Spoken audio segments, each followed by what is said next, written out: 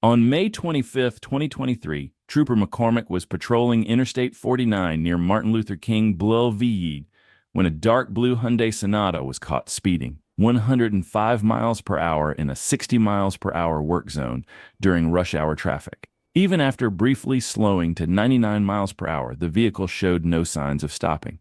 As the trooper initiated a traffic stop, the Sonata collided with a concrete barrier before accelerating away, setting off an intense pursuit.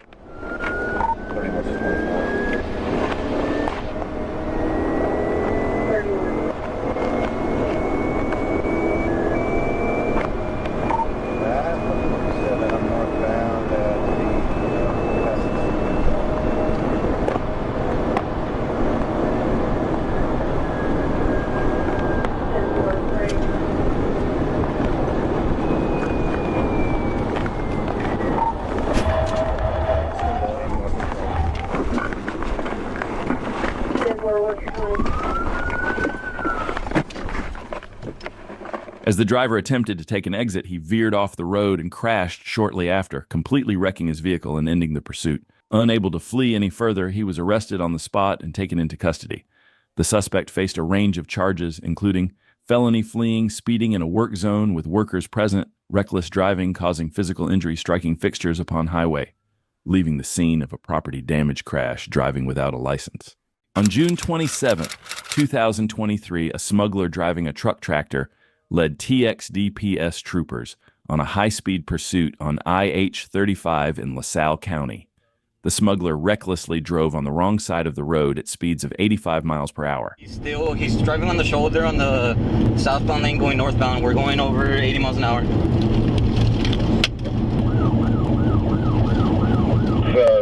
DPS is in pursuit.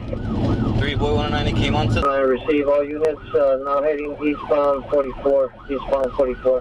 Just got to the left lane, trying to pass about 3 18-wheelers. I don't know if you're going to be able to successfully deploy spikes.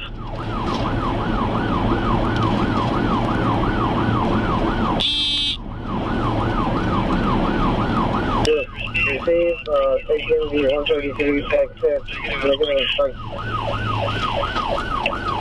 He's losing control. Alright, we're turning into some ranch road. He's stuck, he's bailing out,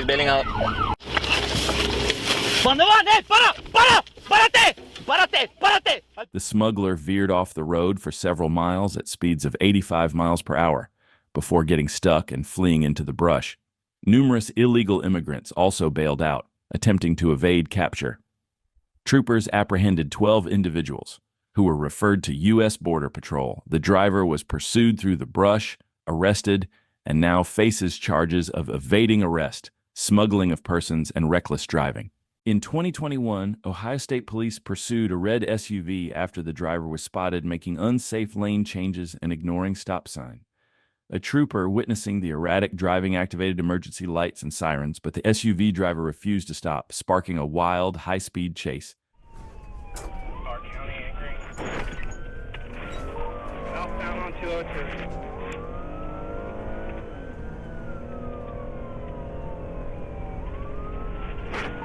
Maybe the suspect that shot up in Tekla the other week. Speeds at 80. Lights.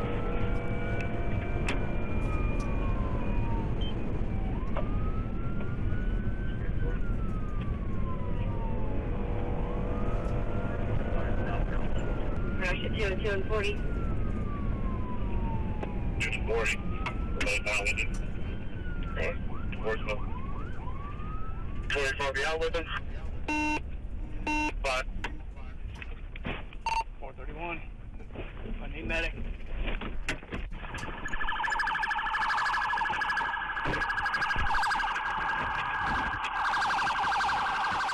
As the suspect hit the gas to accelerate, he lost control and crashed into a tree. Multiple patrol cars arrived at the scene and provided assistance until an ambulance arrived. The suspect was taken to the hospital, where he recovered and was later taken into custody. Let us know your thoughts in the comments. What punishment do you think is fair for fleeing law enforcement? On October 11th, 2022, Arkansas State Trooper Corbin Freeman spotted a Dodge Challenger weaving dangerously through traffic. A quick check on the license plate revealed it was expired, When the trooper activated his emergency lights and sirens, the driver showed no intention of stopping. What began as a simple traffic stop escalated quickly, with the trooper teaming up with the FBI in a high-stakes effort to bring this dangerous chase to an end.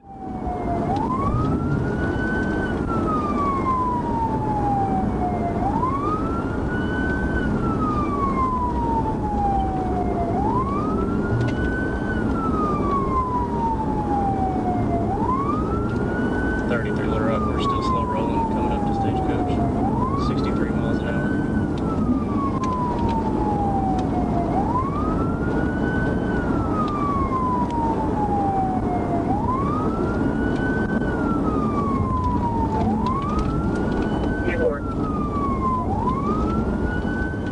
The suspect took an unexpected turn, exiting the highway and stopping calmly at the next traffic light. It was a puzzling move that left the trooper and viewers wondering what was coming next. When the light turned green, the suspect proceeded, but just as the trooper pulled alongside, he made a sudden U-turn and accelerated, kicking the chase into high gear once again.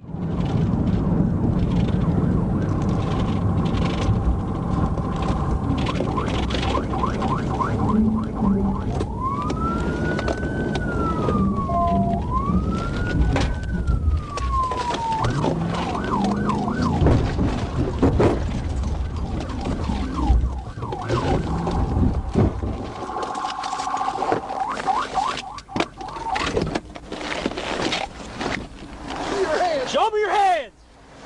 Don't you put your hands down, you hear me? Step out. Lay down on your face.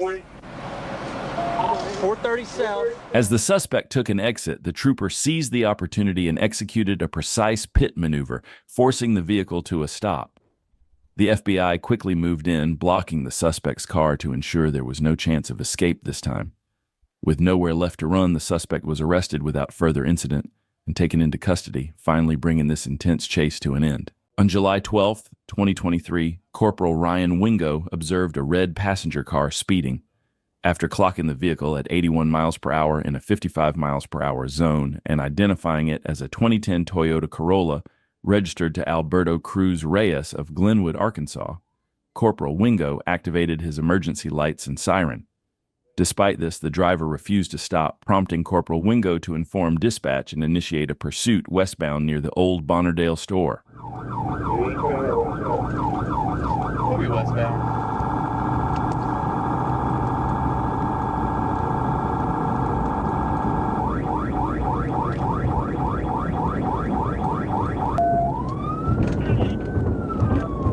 If you got anyone near Glenwood, I'm inbound behind a... Corporal Wingo initially gave the driver time to reconsider and pull over, keeping his distance while the siren and lights were activated.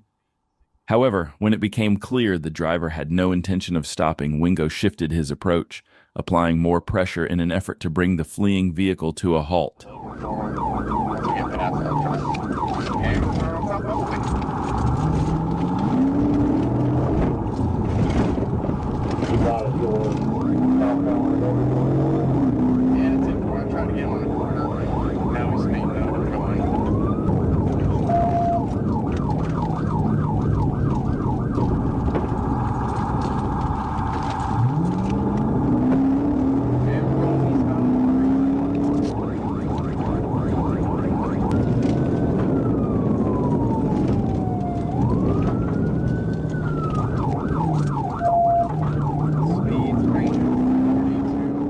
Throughout the pursuit, Trooper Wingo had several opportunities to execute a pit maneuver, but he made the strategic decision to wait for the perfect moment.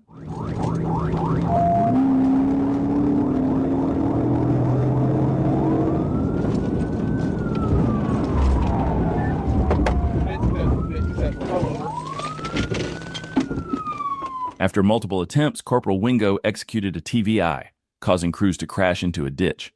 Cruz threw a beer can before being taken into custody. He showed signs of intoxication and had alcohol containers in his car. Cruz's back was 0.11%. He was charged with fleeing, DWI, reckless driving, no license, speeding, and other offenses. April 28, 2021, a Georgia state trooper was conducting routine patrol on Interstate 185 when a silver Hyundai Elantra flew past at 108 in a 70 miles per hour zone. The trooper immediately flipped around in the median and hit the lights and sirens, but the driver had no plans of pulling over. He kept going, still pushing over 100 miles per hour. This traffic stop just turned into a high-speed pursuit.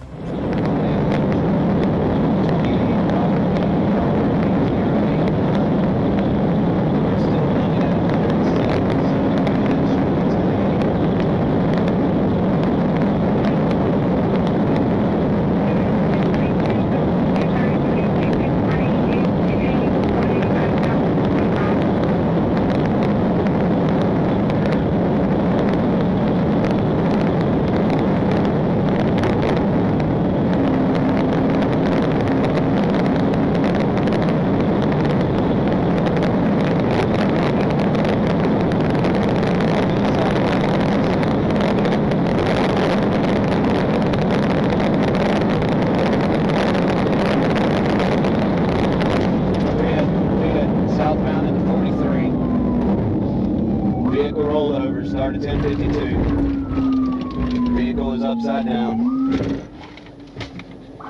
You better get on the ground! And just because he didn't want to deal with a speeding ticket, he ended up like this.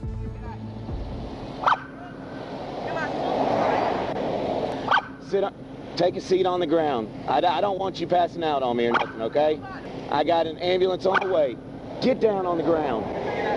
Sit down, please. Now, why was you driving at 108, man? Put your hands behind your back. Huh? Why didn't you stop? I wasn't driving. Who was driving? Behind me, crazy man. No, I wasn't driving. So why'd they say you were driving? They did. Ain't nobody said I was driving. What the hell is you talking about? You just seen me got out the passenger side. Man, everybody came out this door except me. I don't even know how to drive. Well, you gonna sit right here till we find out. You just ran us off the road. Yeah, I did. Yeah, I did. I'm saying leave from sir. I got an ambulance on the way for you. I'm saying though, you just ran us off the road. Like, so, hold on, which one was driving? Nah, I wasn't driving. Were you driving? Both of y'all were driving. Y'all are getting all the charges. That's cool.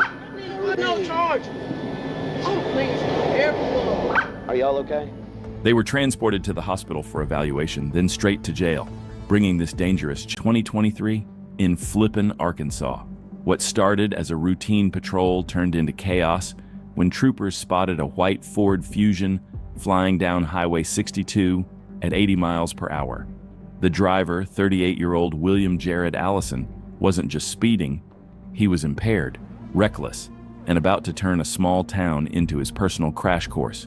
When Allison realized he'd been spotted, he hit the gas and swerved off the road, tearing across a field before blasting back onto the highway. 530 Harrison, 1037.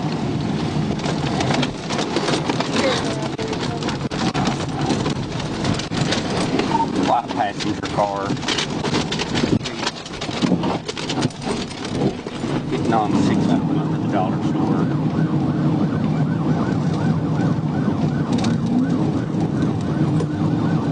Just be real.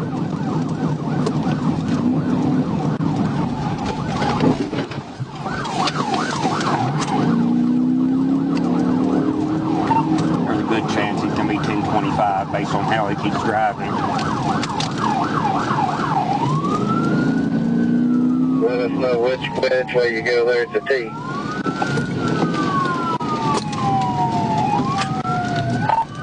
Back off of him, let him slow down. After darting onto Highway 178, then cutting through a business park, the suspect spun circles in an open field like he was daring officers to catch him.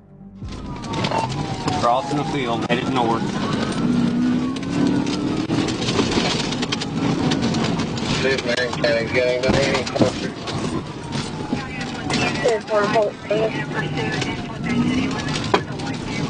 I don't know.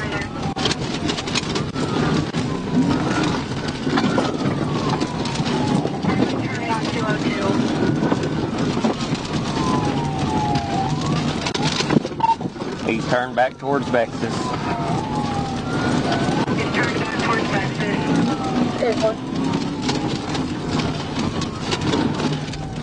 For For a moment, he slipped out of sight, but flippin' police picked him up near an elementary school. That's where the chase finally ended. A trooper cut him off with a decisive TVI, spinning the Fusion into a stop. 170.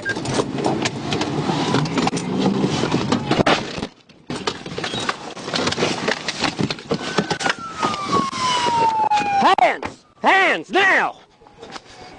Show me those hands! Hands! Let me see your hands right now! Out! On the ground! Hey, you hurt? I'm hurt! On the ground! Get on the ground! The driver, bloodshot and belligerent, was pulled from the wreck and taken into custody.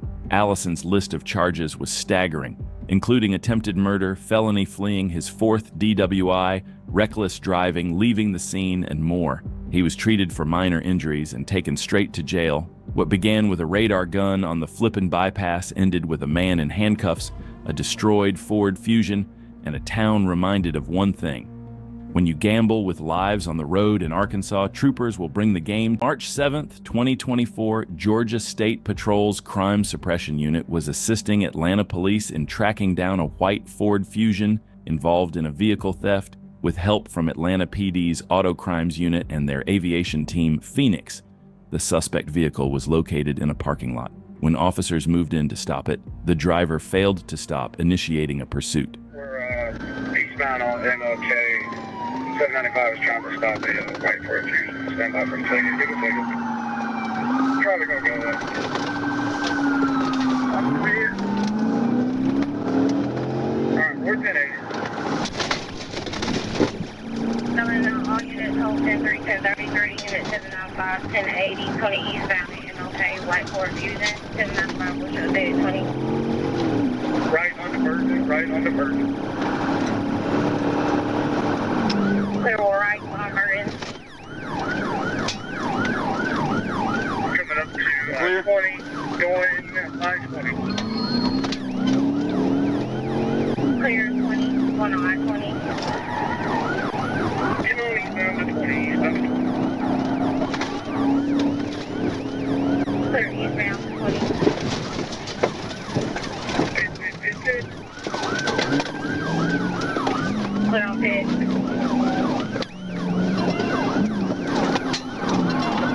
Another pit.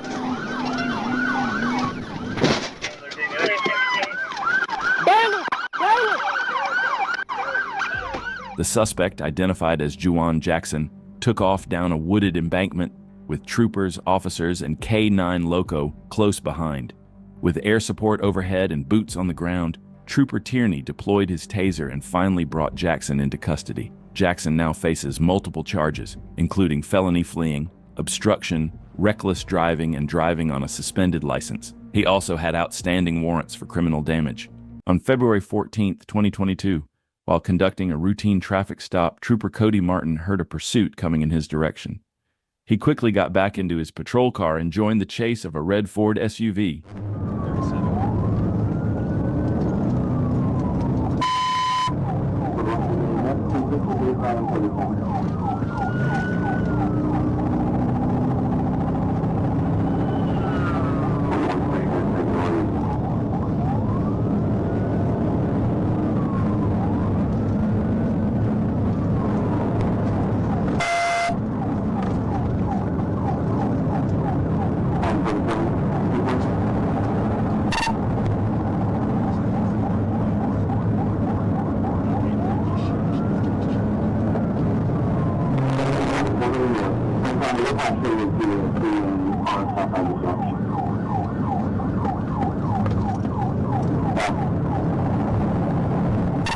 Trooper Cody Martin took over the pursuit as the primary unit. The suspect drove recklessly, even colliding with other vehicles, but continued as if nothing had happened.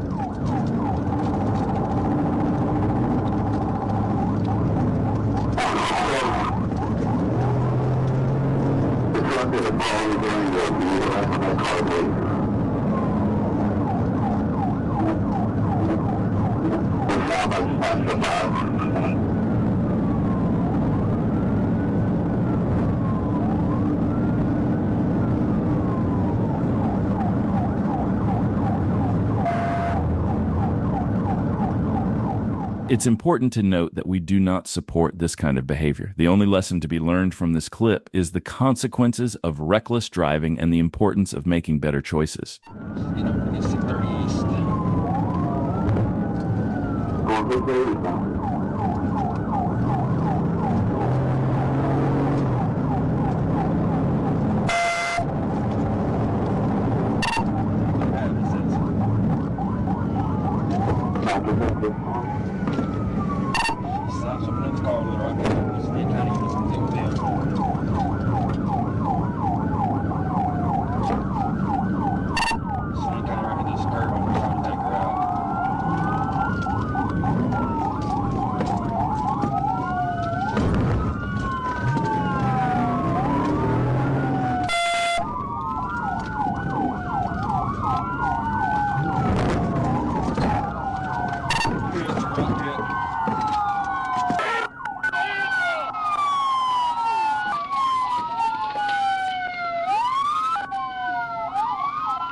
The trooper executed a single pit maneuver, bringing the pursuit to an end. The suspect was pulled from the truck, arrested, and taken into custody. On September 23, 2024, Trooper Dobbins was patrolling Grand Avenue when he observed a green Chevy Cruze with Arkansas plates driven by Dylan Matthew Anderson. Knowing Anderson had confirmed outstanding warrants, Trooper Dobbins activated his emergency lights to initiate a traffic stop at North 32nd and Grand Avenue. Anderson, however, continued southbound at low speeds, ignoring the lights and sirens. He then accelerated, attempting to flee, and turned left, heading eastbound on Kincaid Avenue. Rolling southbound. 10-4. 23. What going? We're slow rolling, still southbound. Yeah, we're 1037. 10-4.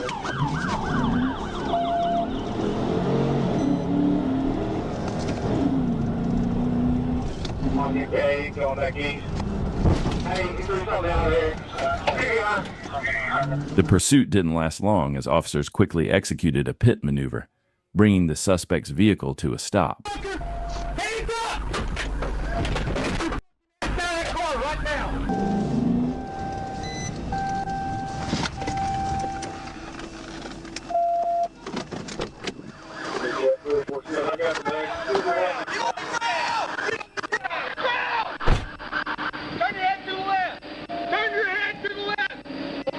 The suspect was successfully arrested and taken into custody without further incident. On 22, a red SUV led Arkansas troopers on a high-speed pursuit. Multiple units tried, but none could stop the driver, so they called Trooper Jacob Byrd. Without hesitation, Byrd took over the pursuit, and in true Arkansas fashion, he showed exactly how it's done.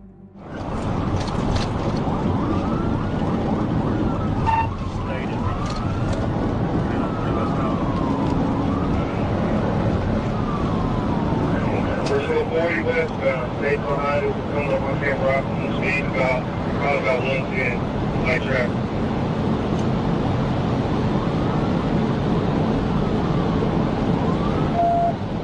We got state pedestrian.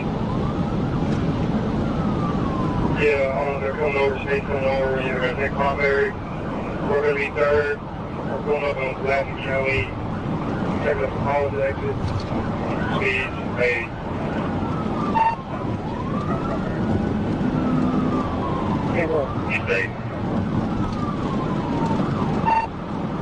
You'll give me space. I'm trying to put it right here.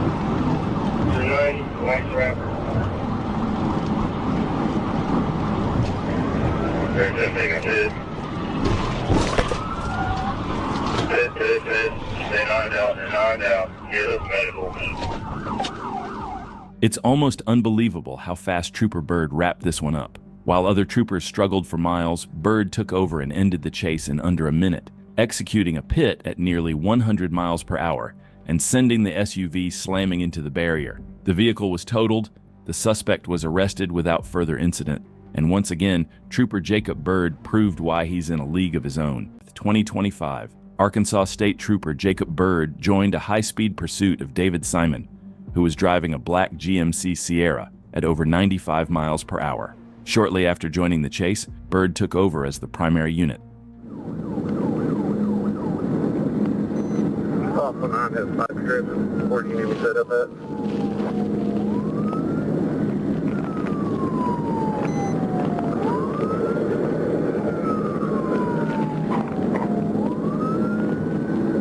Hey guys, we got a trooper behind us. We can get a chance to move over and let him. 22 cars on the second primary. Wait,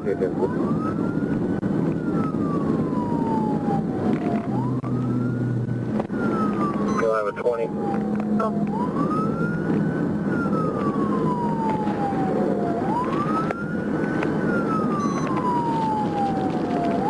Take 6 is at the 88. I'm going to keep him from taking the exit.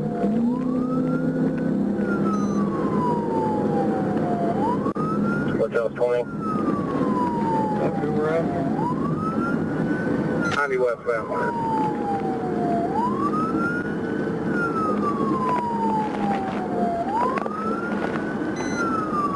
Cars from primary. Stand by 60 stops. Speeds are 55. Stand by for DVI.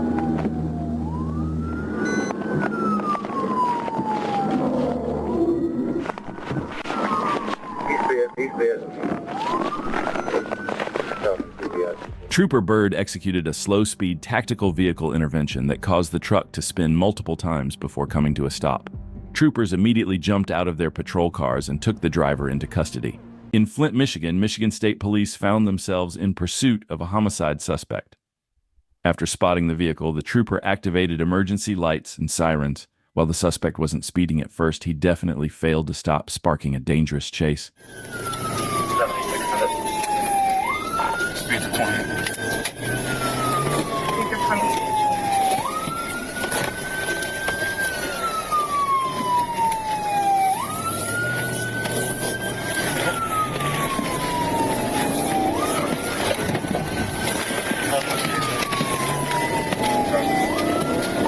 First test fail.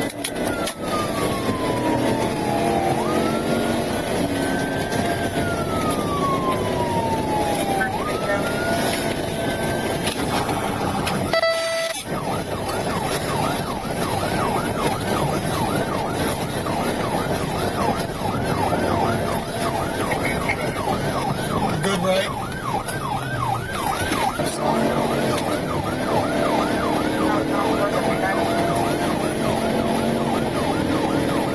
The suspect entered the highway but quickly took the first exit. This gave the trooper a chance to get a little bit closer to the suspect's vehicle.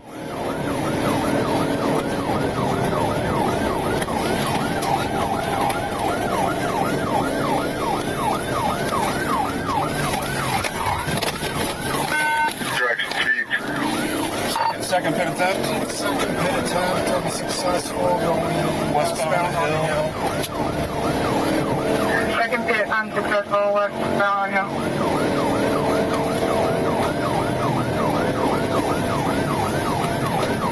Going over 75. On over 75. Medium traffic. Traffic's going to be Delay. Medium traffic, westbound hill.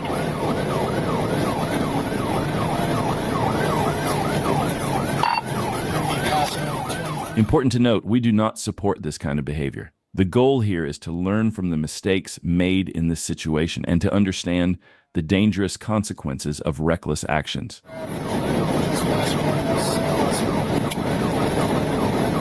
traffic dispatch, getting to the westbound.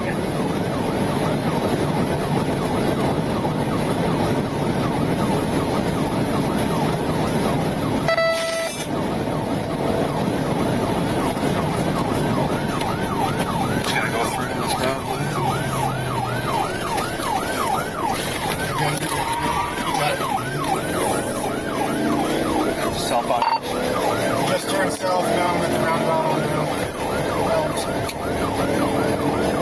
Southbound down at the roundabout on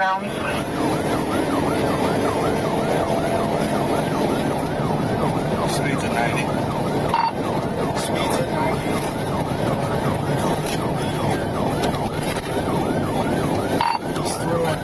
All west. Crashed out. Crashed out yourself, Reed. Just remember, we had the gun. Crashed out, copy, Reed.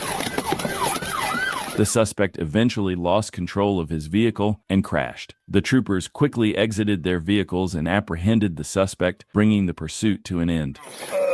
On the ground. Hands behind your back. Hands behind your back. Hands down my back. Top, watch your leg. Hands down my back. You're good. All right. In custody. 35, 47, 1. You what? Okay.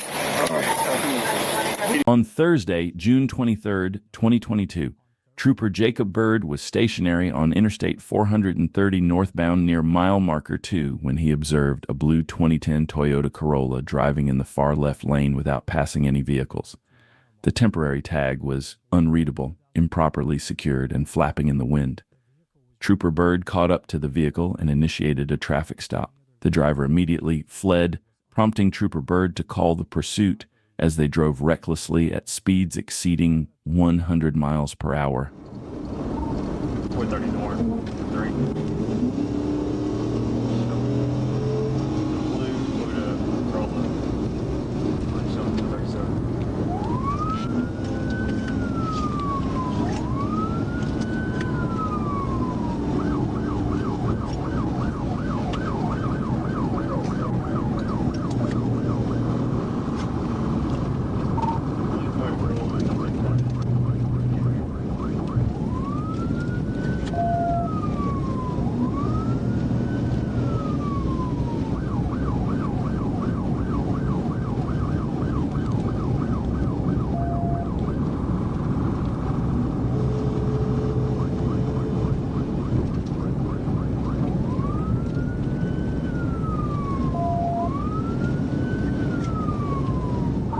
It's important to mention that we do not support this kind of behavior, and you should only learn from the mistakes made in this clip.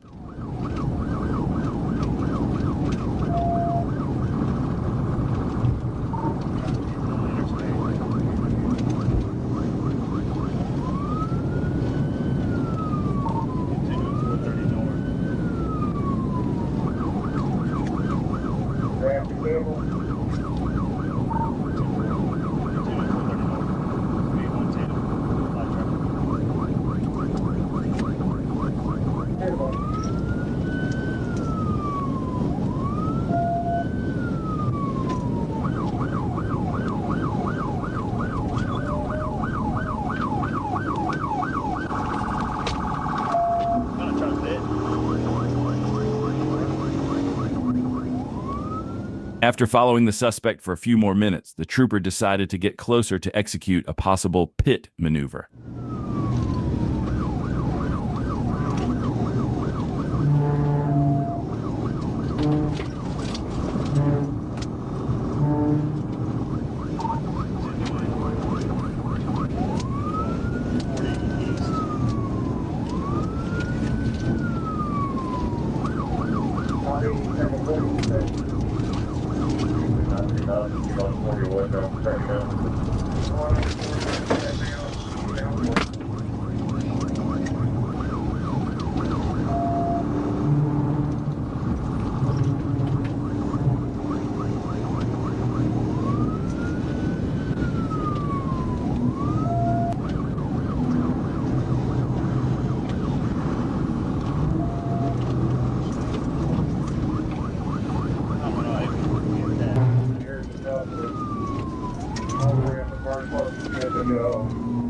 The suspect lost control of his vehicle and ended up in the median.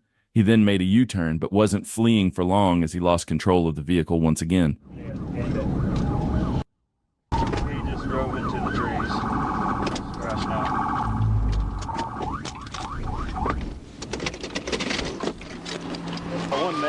One black male fell out on the foot. I can't see him in the tree line to the right. The driver fled as the vehicle came to a stop, and the trooper saw a black male suspect running into the woods. The North Little Rock Police Department had 2 officers on scene, one with a K-9, who attempted to track the suspect, but were unable to apprehend him. While searching the vehicle, officers found an Apple iPhone and some paperwork that could help identify the driver. The next day, the registered owner reported her car stolen to the North Little Rock Police Department and provided a story. However, when she spoke to the Arkansas State Police, her account differed from what she told Little Rock. Warrants have been filed to gain access to the iPhone in an attempt to identify the driver. On Friday, November 24th, 2023, Trooper Blaine Lucas was traveling eastbound on Interstate 630 near mile marker when he observed a green Dodge Challenger with an unreadable Arkansas temporary license plate. The vehicle was following another car too closely. Trooper Lucas got behind the Challenger and activated his emergency lights to conduct a traffic stop.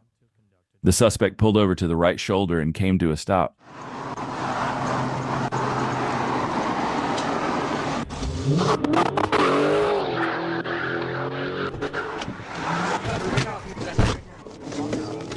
As soon as the trooper approached the suspect vehicle, the driver fled, nearly losing control but managing to recover and continue fleeing.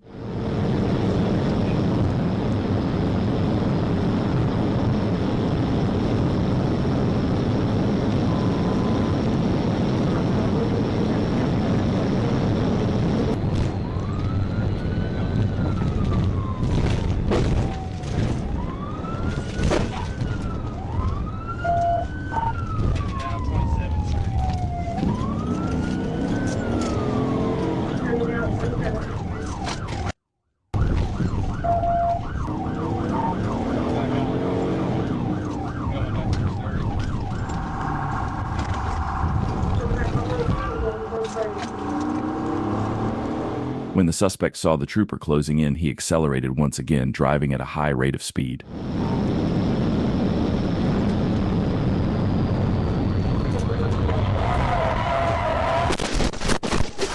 As the trooper took the exit, he didn't reduce his speed enough for the curve, causing the front right corner of his vehicle to hit the concrete wall.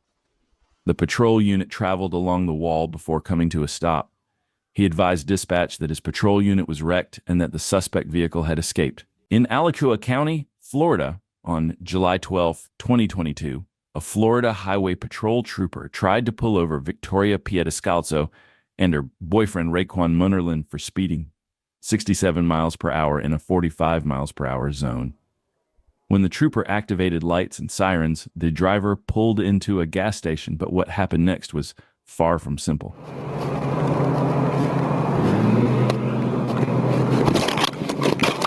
As soon as the trooper approached the vehicle, the driver made a quick decision to flee, sparking a high-speed pursuit. Come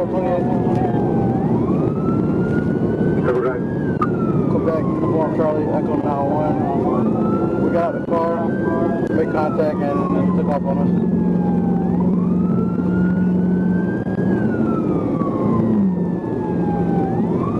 Number 54 Black 72 out of Bellevue, South Station 127-24. He's reaching for something in the back. At this point, multiple patrol vehicles joined the chase, turning this into a full-blown pursuit with units closing in on the suspects. 278-48. All the way to the gas, but I'm 5631 and find out what is it for. 1237, you get mine? Sorry, we got to make contact with him. Yeah. Signal 12 before contact. Signal 12 was 67 and 45. He's changing lanes. Jordy, wait. Jordy, wait.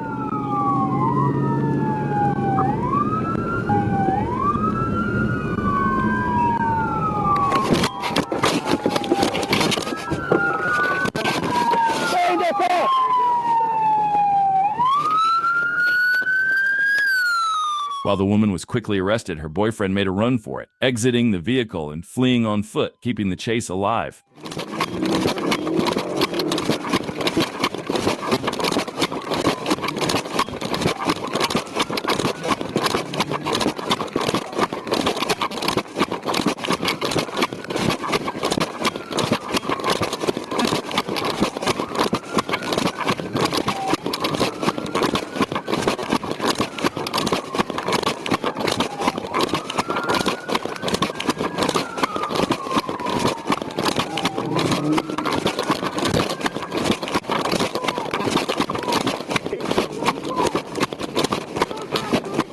The suspect tried to escape by attempting to get into other vehicles, but he was quickly stopped when the trooper deployed a taser.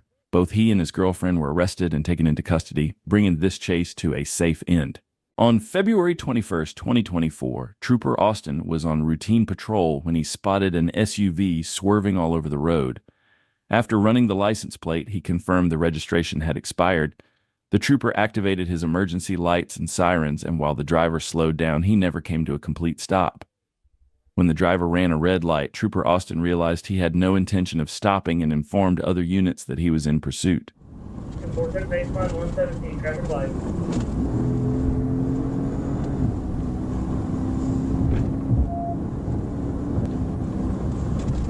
Coming up to University, still on the service road.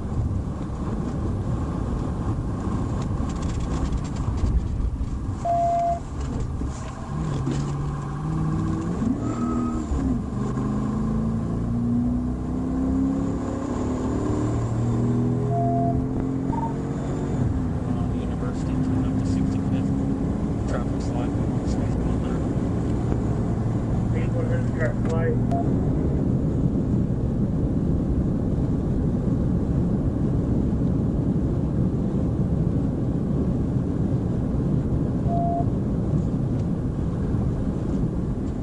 The trooper could have likely executed a pit maneuver at that moment, but he decided to wait for a better opportunity to bring the chase to a safe conclusion.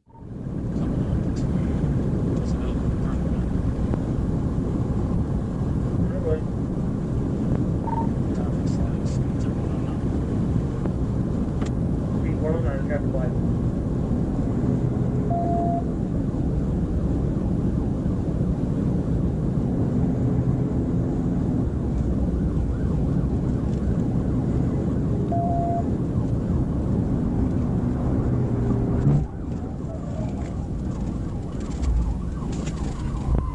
Hit him out before the first. Where you're at, okay? The trooper got another opportunity and successfully sent the fleeing vehicle into a ditch. 2 more patrol cars arrived at the scene, and together they helped the trooper arrest the driver. The driver was removed from the vehicle as it had rolled over, arrested, and taken into custody without further incident.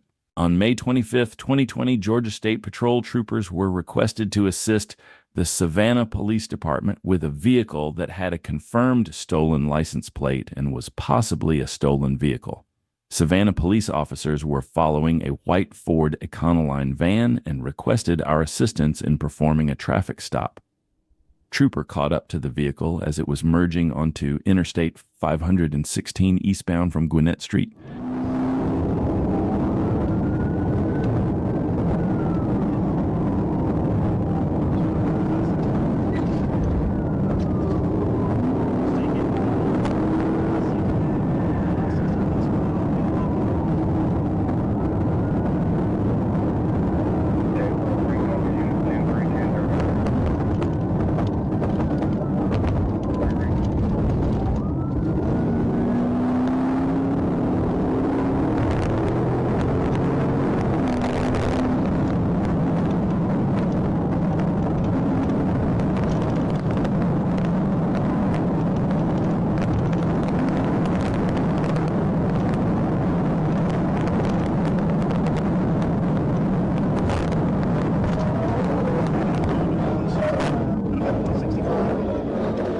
The trooper executed a pit maneuver, causing the suspect's vehicle to roll over. Watch as the trooper chases down the suspect after he exited the van and began fleeing on foot. Vehicle stopped. Female running towards Cloverdale.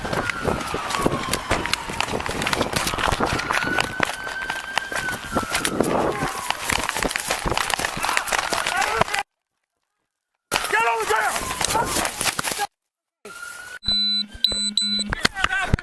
Right now! Stop resisting! I don't care. Stop resisting and we'll get you off your stomach. The trooper deployed a taser, stopping the suspect. The woman was arrested and taken to the patrol car. While she was in the patrol car, the trooper searched the van and found illegal substances inside. The woman was then taken into custody. The dash camera footage shows 29-year-old Brett Gambino driving a white and blue pickup, leading police on a chase through various streets near Southwest 44th Street and Interstate 35. 35-year-old Shannon Eves and 33-year-old Latricia Wilson were passengers in the vehicle. The pursuit began when a sheriff's deputy noticed Gambino was not wearing a seatbelt. When the deputy attempted to pull him over, Gambino refused to stop, sparking the chase.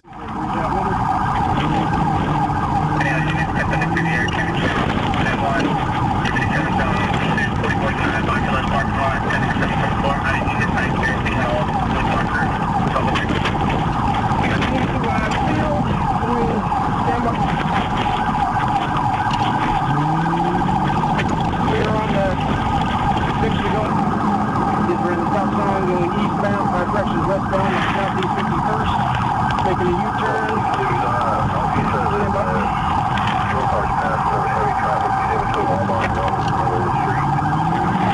now eastbound on 51st Street. The suspect made several circles around a parking lot before driving through a field and rejoining the access road. He then made it onto a highway, but quickly took the first exit. Eastbound on 29, going into the Sonic parking lot.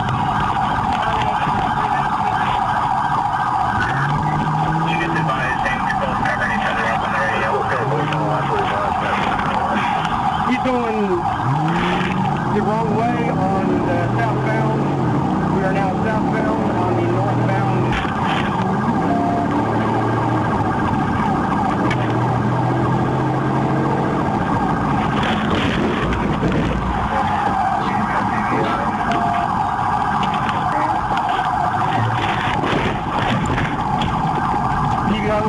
But he's back on the road going northbound on the service road. He has lost the tires. The trooper executed a pit maneuver, which initially seemed sufficient to stop the suspect. However, he proved everyone wrong by continuing to flee, even with deflated tires. Now, we're coming up on 29th Street on the ground. I'm going to try to keep you out to get him out.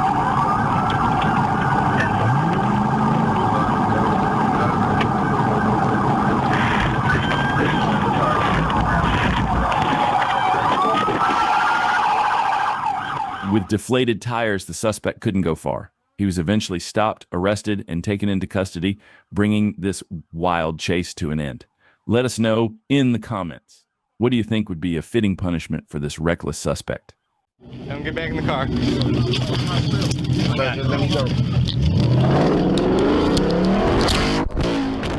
In Shelby County, Tennessee, on June 24th, 2023, a Shelby County Sheriff's Office deputy approached a parked car on Rosswood Avenue and attempted to stop the driver. What followed were scenes no one could have predicted. Rescue 98 en route to 1207 Pendleton for special. You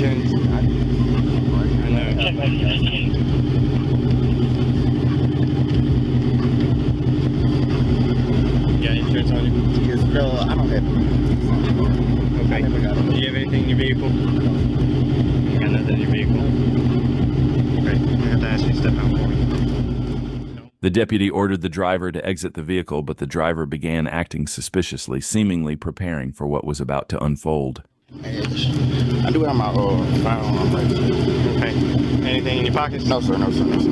Just put your hands right there for me. I'm just gonna pat you down. No, hands on the back for me. Appreciate it. Just want to make sure you ain't got nothing on you. You ain't gonna try to do nothing, alright?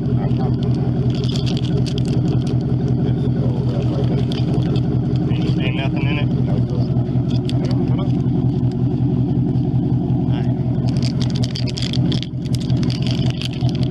Alright, I'm gonna have to ask you to sit in the back while I check the car real quick. Okay? But before we go any further, there's nothing in the vehicle. I think that's my I think this one. Don't get back in the car. Just let me go. Hey, go pick out. Kill the both of us like I.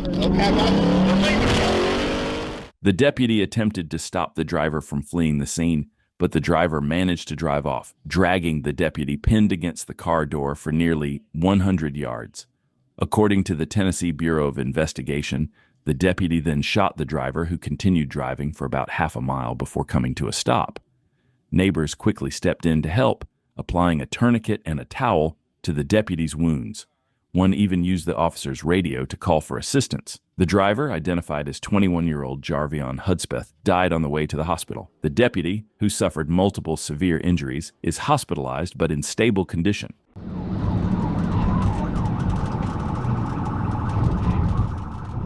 In Conway, Arkansas, on July 4, 2024, Trooper Ronald Grace observed a motorcyclist driving over the posted speed limit on Interstate 40. When the motorcyclist failed to stop, a high-speed pursuit ensued. I believe we're 5 feet from Gary.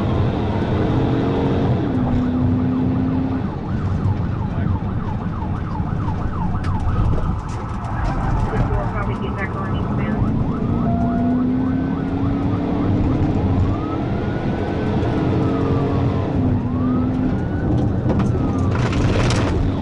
So it's a 67. I'm actually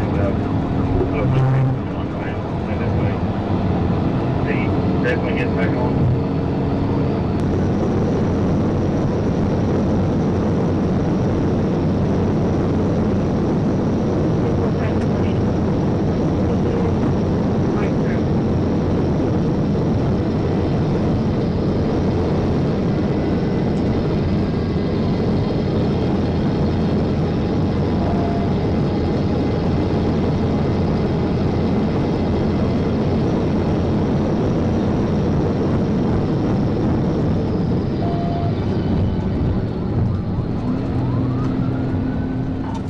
The motorcyclist reached speeds of 150 miles per hour during the pursuit, but Trooper Grace managed to keep up and stay close behind.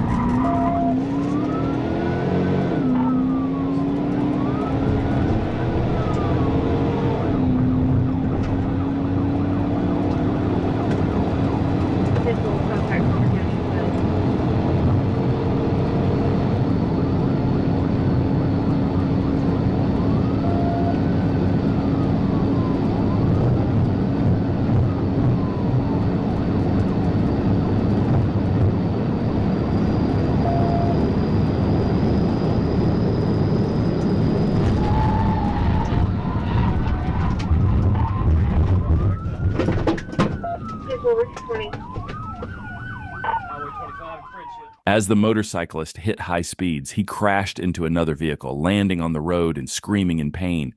Troopers quickly exited their patrol car to assist him. Fortunately, the driver of the other vehicle was unharmed. With the crash, the chase came to an end. As the motorcyclist hit high speeds, he crashed into another vehicle, landing on the road and screaming in pain. Troopers quickly exited their patrol car to assist him. Fortunately, the driver of the other vehicle was unharmed. With the crash, the chase came to an end. Let us know in the comments if you think this outcome was deserved. On December 18, 2024, dispatch received a call regarding an active domestic disturbance. The victim reported that her partner, Jaeshun Karuth, was physically assaulting her, choking her, and preventing her from taking an exit. During the 911 call, dispatch could hear the verbal altercation and sounds of blows. They also confirmed that there was an active protection order against Kurith. Upon catching up with the vehicle on Highway 67 North, a traffic stop was initiated.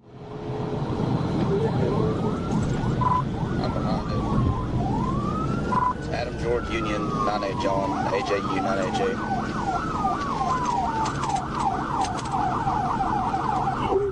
We've been disconnected. I'm out with it.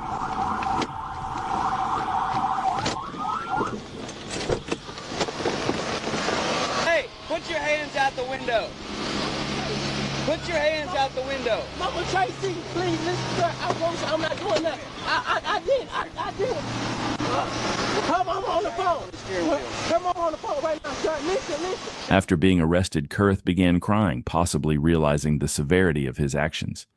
Despite his emotional outburst, he remained uncooperative during the investigation, offering only vague explanations for the incident. The victim's injuries and testimony, along with Kurth's behavior during the arrest, painted a clear picture of the abusive situation that had unfolded. Is you serious right now, Lexi? This is not true, bro. Bro, this is not true. Officer, come here, please.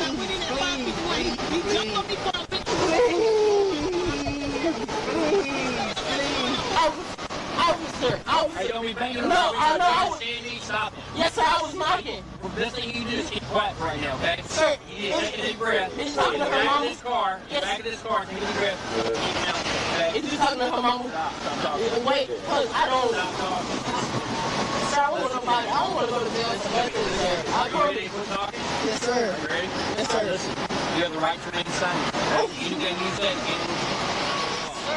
Kurth, visibly distraught and emotionally charged, remained uncooperative during the investigation. He mentioned being caught cheating the night before, but denied the allegations of abuse.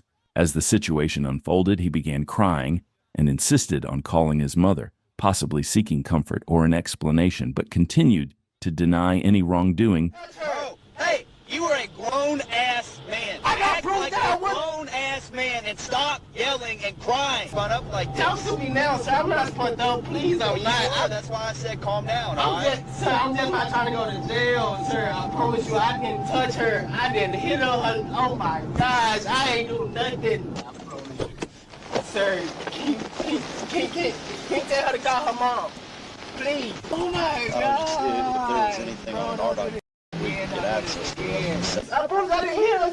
Sir, she did this already, and she's doing it again. She's doing it again, and don't nobody believe me, and I was on the phone with her mama this time. Oh my God. Sir, can you just call her mama? Her mama's supposed to be on the way.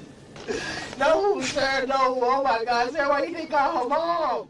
He was transported to the Pulaski County Detention Center and charged with violating a domestic order of protection, interference with emergency communications, domestic battery, and aggravated assault against a family member. You're under arrest! On December 30th, 2022, in the Twin Cities area, a violent carjacking occurred at Knife Point for a customer's Jeep in St. Paul. The Ramsey County Sheriff's Office quickly sprung into action, coordinating with Minnesota and Wisconsin State Police. Ramsey County Sheriff Bob Fletcher, known for live streaming patrols on YouTube, has been at the forefront of a regional carjacking task force.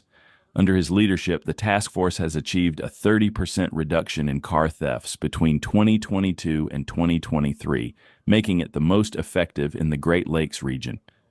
The stolen Jeep was spotted in Barron County, Wisconsin, where a trooper pursued the vehicle through snow and ice, pushing speeds of nearly 100 miles per hour. 620 Eau Claire, 614, we're coming up to you, late 2.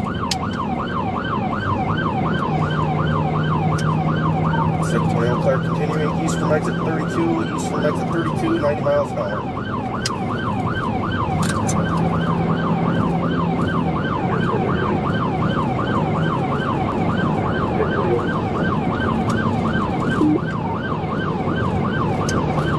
Minnesota 28, D. David C. Zebra, W. William 814. D. David C. Zebra, W. William 814, Minnesota, gray Jeep. We're at approximately 100 miles an hour. It is changing between lanes. Traffic conditions are light. The roadways are wet, light precipitation. The suspect wasn't backing down. He accelerated to speeds exceeding 100 miles per hour, even with snow and ice covering the road.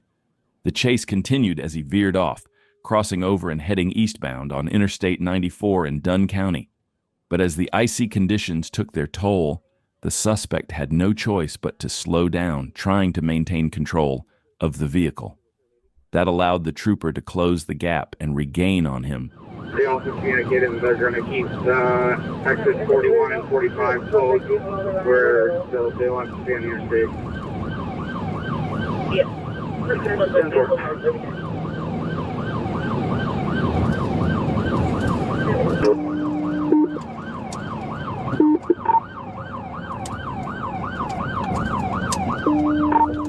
Stopping at the crossover, stopping at the crossover.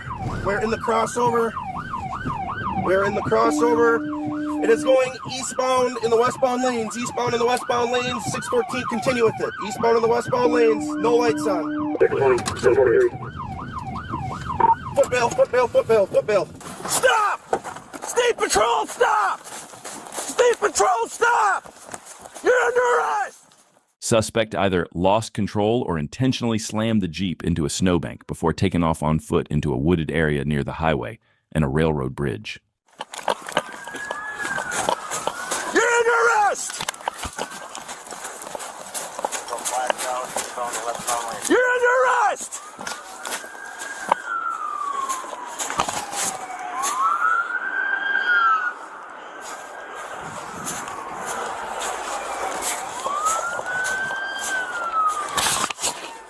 Local officers, deputies, and fellow troopers worked together efficiently, tracking the suspect's footprints in the snow.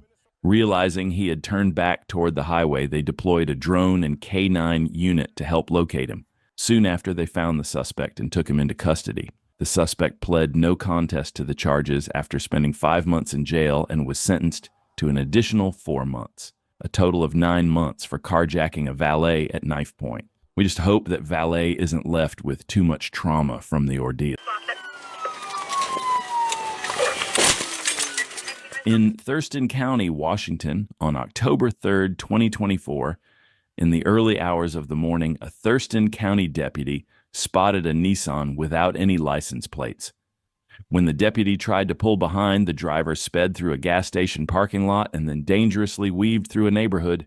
The deputy immediately initiated a pursuit as the suspect fled down highway.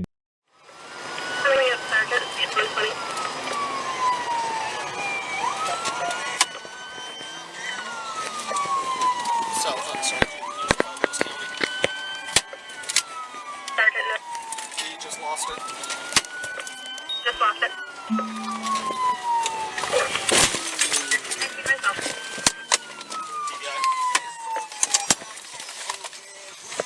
As the suspect was reaching speeds of 130 miles per hour, he lost control of the vehicle, and the deputy quickly rammed the suspect's car, bringing it to a stop. But instead of giving up, the driver bailed out and decided to flee on foot. His nose up.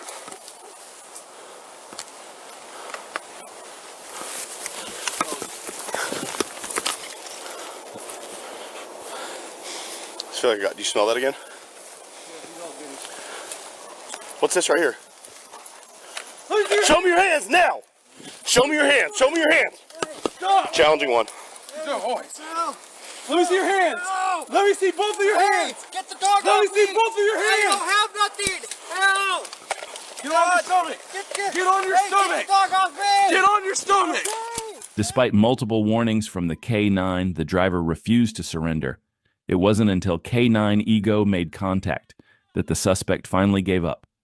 After being medically cleared, the driver was booked into TCSO jail for driving on a suspended license and attempting to elude officers.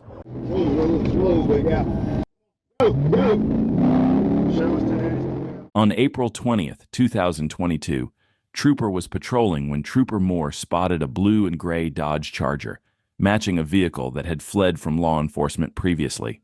The vehicle backed up quickly into a Dollar General parking lot, and Trooper activated emergency lights. The driver sped off, running a stop sign and colliding with another vehicle before continuing east.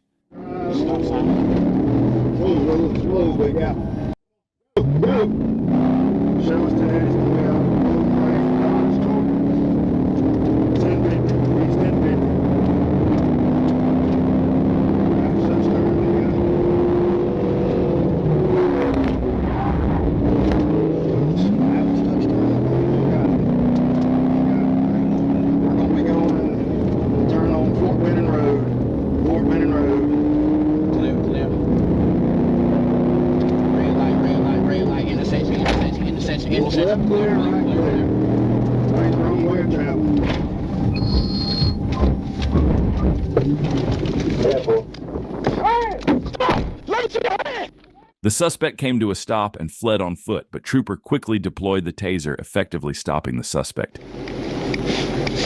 Hey, open that bag up right there. Or is, hey, right there ain't gonna tell you. You gotta grab me, bro. Hey, you gotta grab me. Hey, like stop moving. Stop moving. Hey, hey.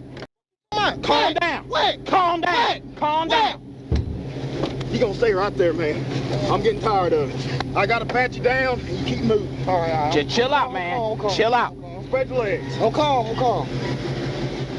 The suspect, Marcus Walden, was observed with hazy eyes and initially agreed to a blood test after being read the Georgia Implied Consent Notice. A search revealed a stolen Glock under the driver's seat and a large bag of marijuana in the black backpack he discarded. CPD officer Katanga Norris took possession of the evidence. At Midtown Medical, Walden refused the blood test. He was medically cleared and admitted to Muskogee County Jail, where staff confirmed he was a convicted felon with an updated court history. Hang on to the car door. Trying to get out. North Marginal, dead end street. A 14-year-old boy led Bratenahl police on a chase in a stolen vehicle. The incident happened on Thursday evening when a flock camera in Bratenahl alerted officers to a stolen Kia driving on Lakeshore Boulevard. Officers quickly located the Kia and attempted a traffic stop, but the driver refused to pull over, sparking a police pursuit.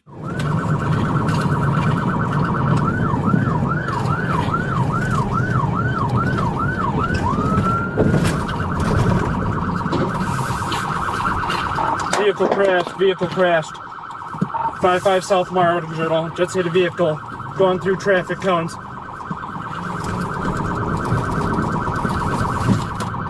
On North Marginal, John Victor 9949. The suspect crashed into another vehicle just to create a gap and keep fleeing. This chase was spiraling out of control, and officers knew they had to stop him as soon as possible, because at this point, he was ready to risk everything. Fully slowing in speed. 74 radio, can you see if Metro Park is at hotel?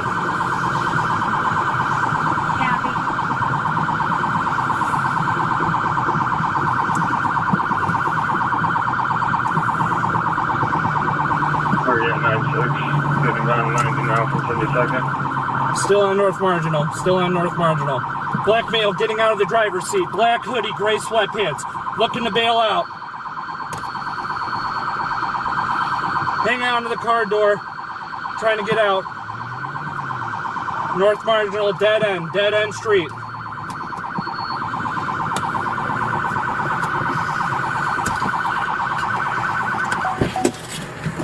Bailing, foot pursuit.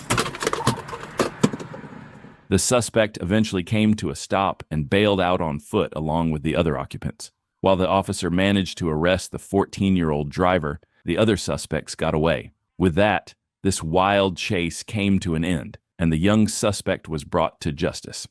On February 17, 2025, a trooper patrolling eastbound on Interstate 30 spotted a vehicle speeding at 112 miles per hour in a 75 miles per hour zone. Moments later, the vehicle hit 115 miles per hour and kept accelerating. As the trooper closed in, the suspect crossed the center line. When emergency lights were activated, the driver refused to stop, moving onto the south shoulder to pass other vehicles. Troop G dispatch was notified, and the pursuit was on.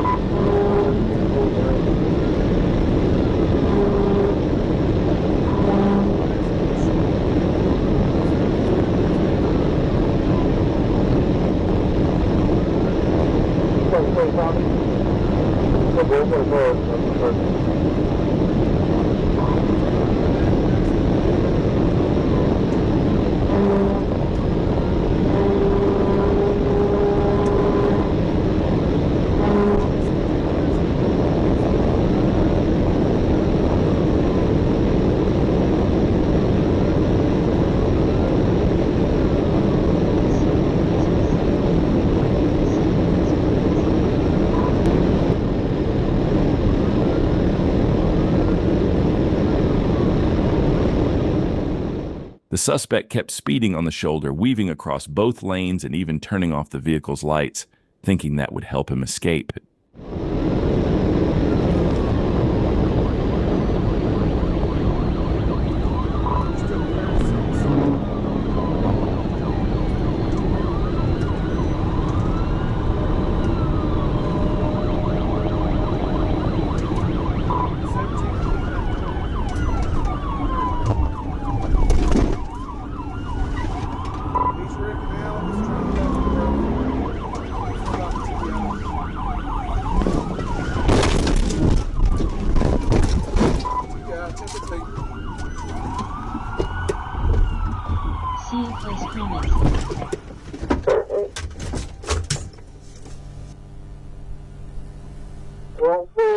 Kevin Johnson was quickly located and ordered to put his hands behind his back. He refused to comply and resisted, leading to the use of force. Once secured, his handcuffs were checked and double-locked. Trooper DeAndre Fuller transported him to Southwest Regional Medical Center in Hope for a medical check. Johnson was charged with no headlights, resisting arrest, possession of a controlled substance, careless and prohibited driving, and fleeing. Trooper Irvin Clokey was stationed at a stop when a driver sped past him.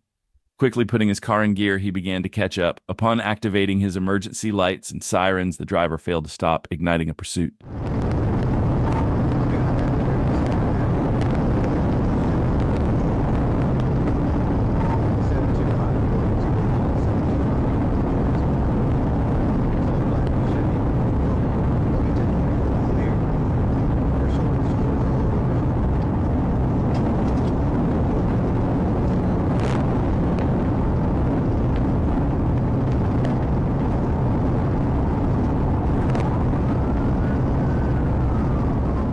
The driver was seen weaving erratically across the road and making unsafe lane changes, prompting the trooper to suspect that the driver might be intoxicated.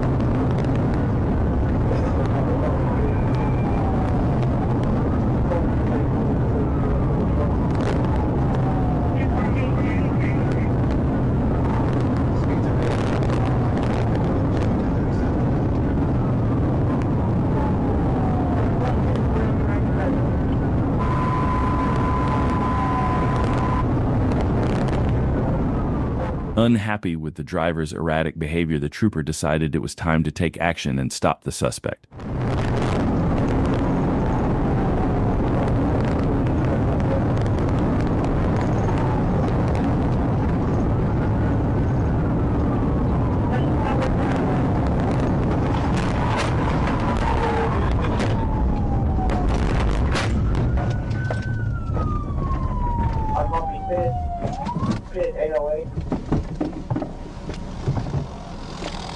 Get out of the car! The suspect was successfully stopped and arrested, with later confirmation of intoxication. 2 empty whiskey bottles were found in the suspect's vehicle, underscoring the dangerous situation. On March 31, 2023, in North Fort Myers, Florida, Florida Highway Patrol engaged in a wild, high-speed pursuit of an armed felon in a stolen car on I-75. The situation was dangerous from the start, as the suspect was armed, making it a highly tense pursuit.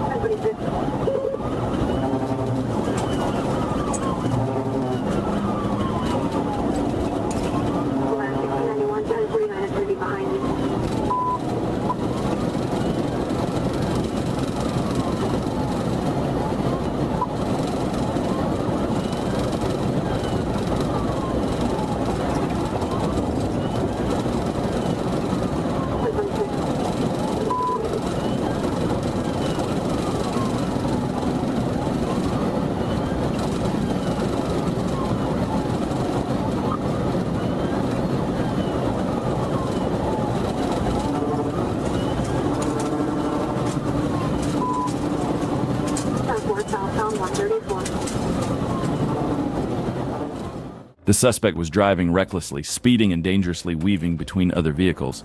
However, he lost control and crashed into a ditch, bringing the high-speed chase to a sudden end.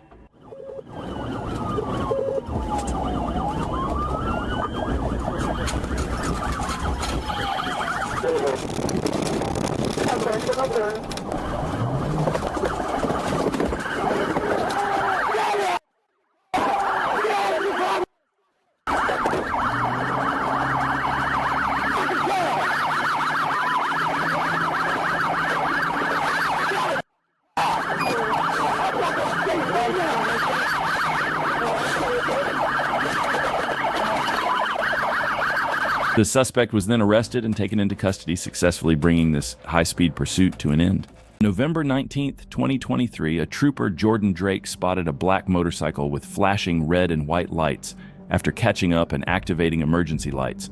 When the siren was activated, the rider sped up from 30 to 90 miles per hour in a 45 zone, taking off.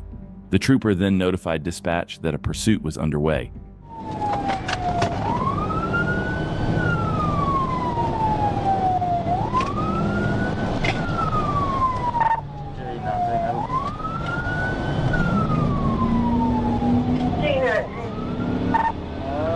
Time to get a motorcycle stop, 49. Or they're going up 82 on 49. Go ahead and tell me 10 30 seconds.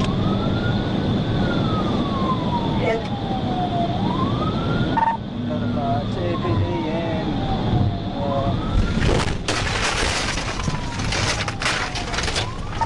Desert County 1016, 1016.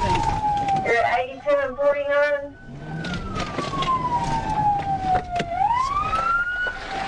Stop right there! Stop! Stop! Show me your hands now! Show me your hands! Hope we're on the entrance ramp of 49 off 82. Entrance ramp 49 off 82. Stay right there. Do not do anything stupid. Do not do anything stupid. Do you hear me? The rider, later identified as Billy Drum, admitted he ran because he had a warrant and no motorcycle license. While waiting for backup and EMS, the trooper found a pipe in Drum's pocket and later spotted a handgun and a pill bottle with suspected meth near the crashed bike. A search of the area uncovered Drum's backpack and another loaded handgun hidden nearby. Drum was transported to a hospital in Texas. He now faces several felony charges, including fleeing, drug possession, and possession of firearms by a felon, along with multiple misdemeanors. 2024, Trooper Brady locked in on a Dodge Charger, pushing it hard down the highway. Out of nowhere, a Porsche slid up alongside the fleeing Charger. In a move straight out of a heist film, something was passed through the window to the passenger, a calculated handoff, right in the middle of a high-speed chase. Unfortunately, the full chase footage was never recovered, but even this glimpse is enough to leave an impression. High speeds, a daring assist, and a getaway that felt almost cinematic.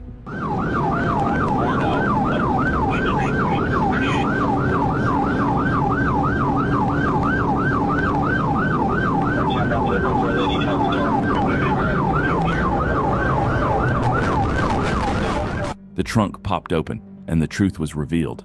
A container of oil was spilled directly onto the roadway. Within seconds, the trooper lost traction, sliding off the pavement and crashing out of the pursuit. The Charger and its accomplice were gone. It's not often you see tactics like this outside of the movies, but this was real. 2022, Trooper David Robinson was on routine patrol when a blue Mustang blasted past him, speeding and weaving through traffic like it owned the highway. Before the trooper could even activate his lights, the driver made it clear that he was already running.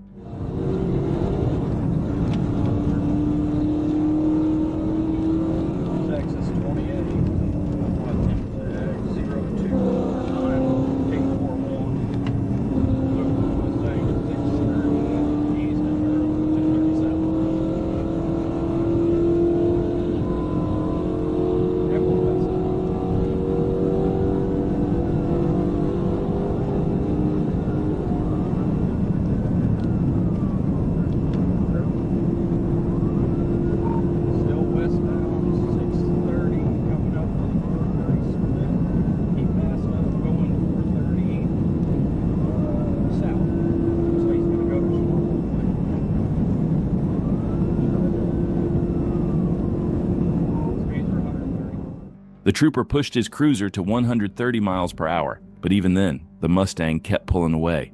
But when the driver took an exit, likely unfamiliar with the area, he turned straight into a dead-end street. I don't think he realizes it's a dead end.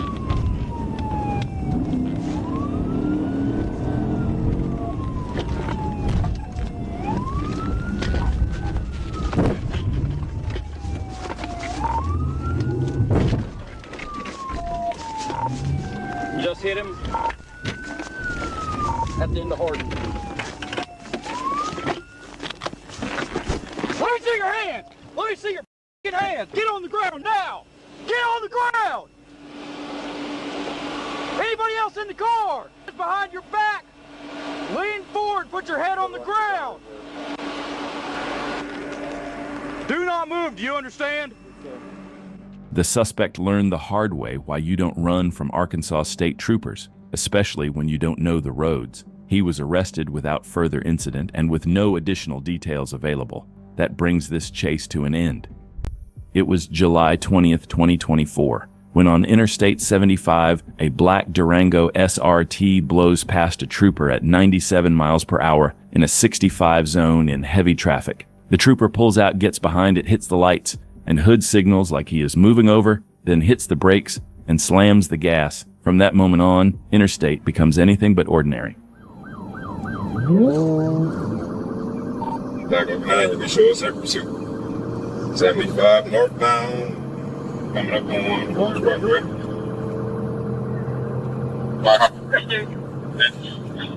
Well, just make the location of 306 traffic light. 5 north and the Forest Parkway.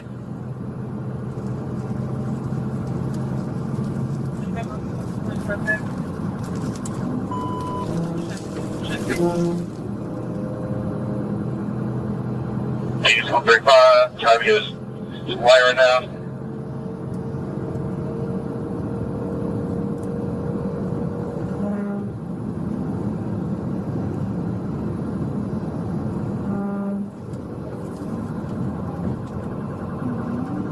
We're continuing northbound 35. This is Forest Parkway coming up to 285. Hood pushes to 140 miles per hour, making erratic lane changes, running cars out of their lanes, using the emergency lane as his personal passing lane, and at one point, threads between two vehicles following them so closely they are forced to split apart just to survive. No, 285, stand by for stores. Okay.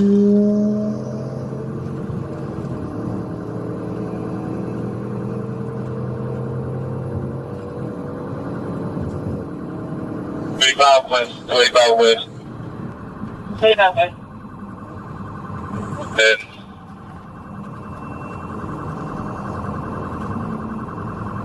Identify GSP. We're going to be 25 west from 75. Speeds are going around curve. Speeds are 50 right now. He does 41, 41. Hit the curve. At the top of the loop, he tries to accelerate out of the turn, loses control completely, and the Durango slams its tail into the guardrail on the bridge, crossing over interstate, coming to rest right in the center of the bridge. The passenger steps out immediately, hands raised, and volunteers that he is carrying a firearm. Hood is removed from the vehicle and taken into custody, also in possession of a stolen handgun out of Atlanta Police Department. The Durango itself turns out to be stolen as well. Hood is booked into Clayton County Jail without further incident. Monday morning, May 4th, a Florida Highway Patrol trooper clocked a Supra doing 93 in a 55. The driver didn't slow down. Instead, he floored it across the Gandy Bridge, topping 100 miles per hour. That's when the pursuit kicked off.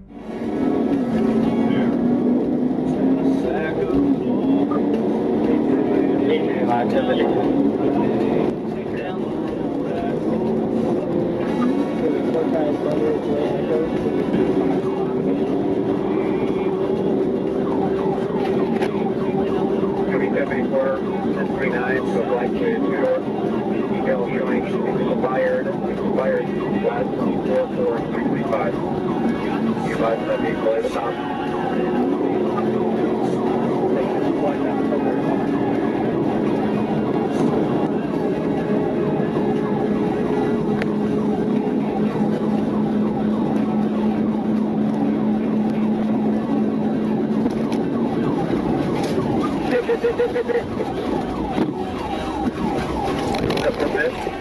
Go on the table side, you speak before.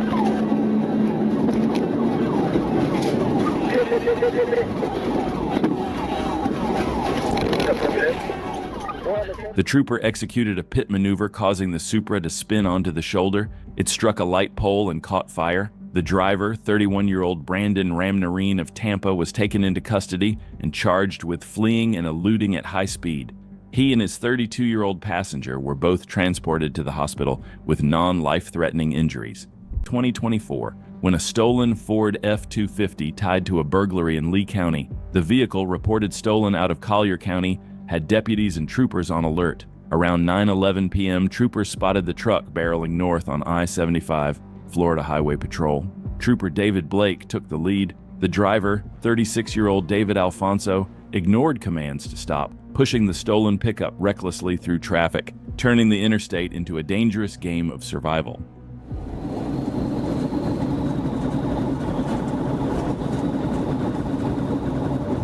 Mention under signal 0.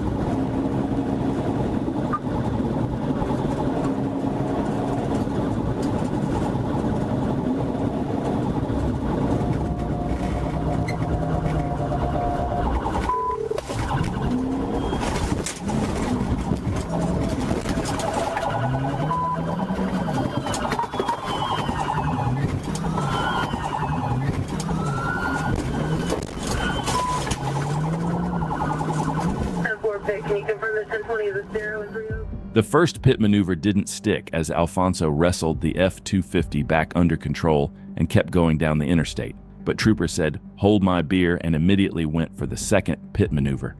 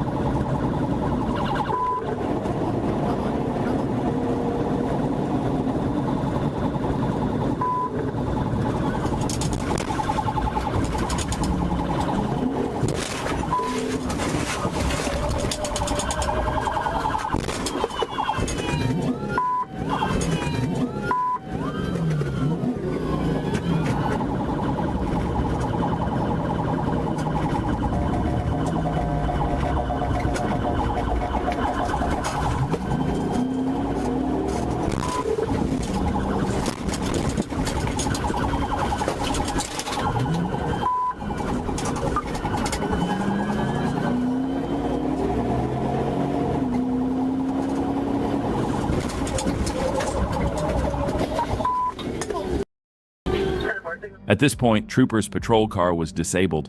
Then Collier County deputies jumped in as primary. They tried to box the F-250 in, but Alfonso wasn't finished. He smashed through patrol cars, carving himself an escape route down Three Oaks Parkway. That's when Trooper Connor Hash stepped into the chase, taking over as primary. At what, 800 miles an hour, Collier County has a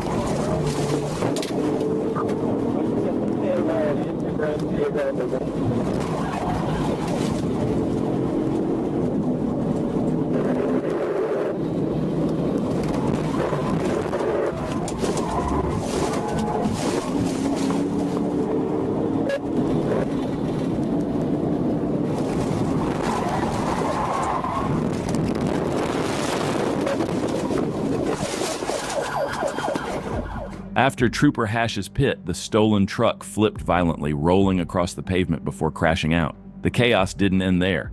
Alfonso bailed from the wreckage, sprinting on foot, but with aviation overhead and ground units closing in, his run didn't last long. David Alfonso was quickly taken into custody. His charges stacked high: aggravated battery on law enforcement, aggravated fleeing and eluding, grand theft auto, burglary, reckless driving, plus an active warrant out of Collier County. To top it off, He was a habitual traffic offender with 18 license suspensions or revocations to his name. Florida leads the nation in motorcycle crash fatalities. In Broward County, it's one of the worst places to flee on two wheels. On February 13, 2025, troopers with the Florida Highway Patrol spotted a biker later identified as Francisco Liscano riding recklessly. When they tried to pull him over, he made a choice and hit the throttle. What followed was a high-speed chase through Broward County that pushed limits and nearly ended in disaster. I'll give you a warning if you pull over. You heard? I'll give you a warning if you pull over. Just pull over, okay? Serious, no hard feelings. You just jumped on me.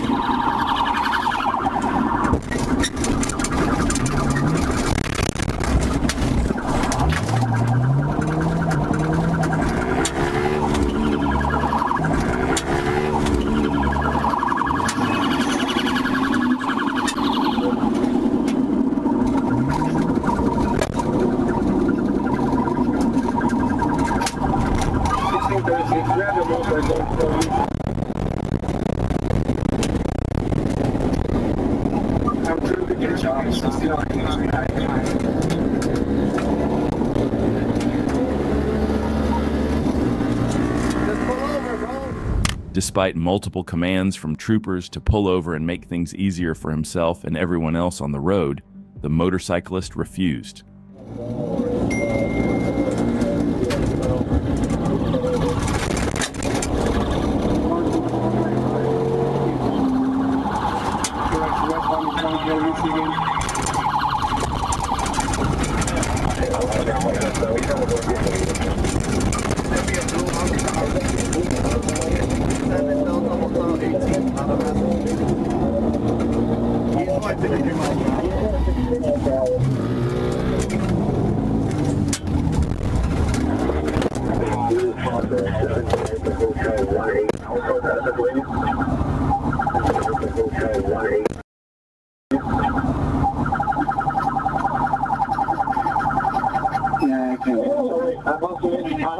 After ignoring multiple chances to pull over, the motorcyclist quickly paid the price.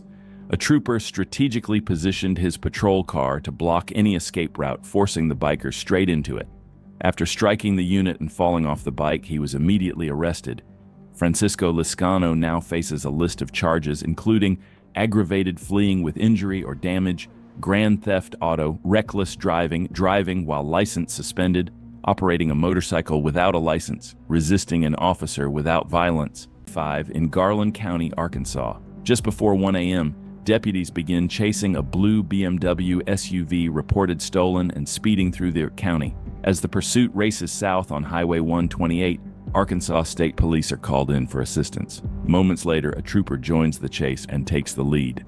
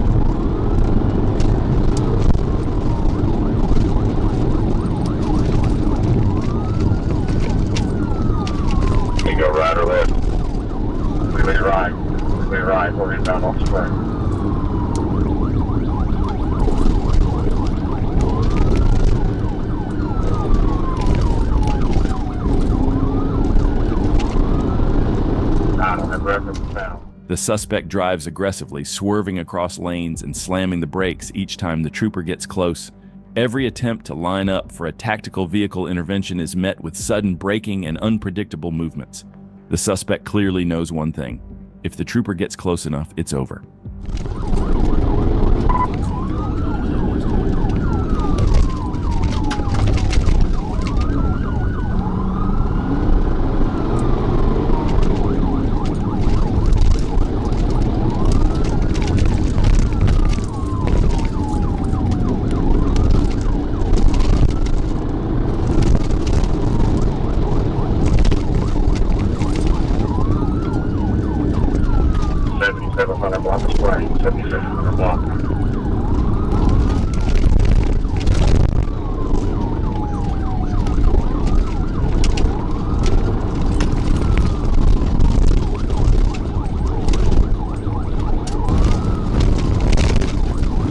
300 block, still inbound.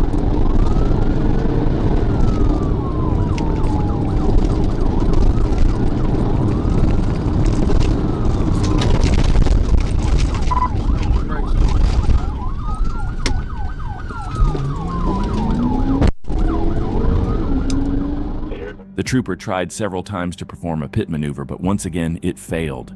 The suspect skillfully avoided every attempt, but the trooper wasn't about to give up. A wild fight on the Arkansas County roads continued at dangerously high speeds.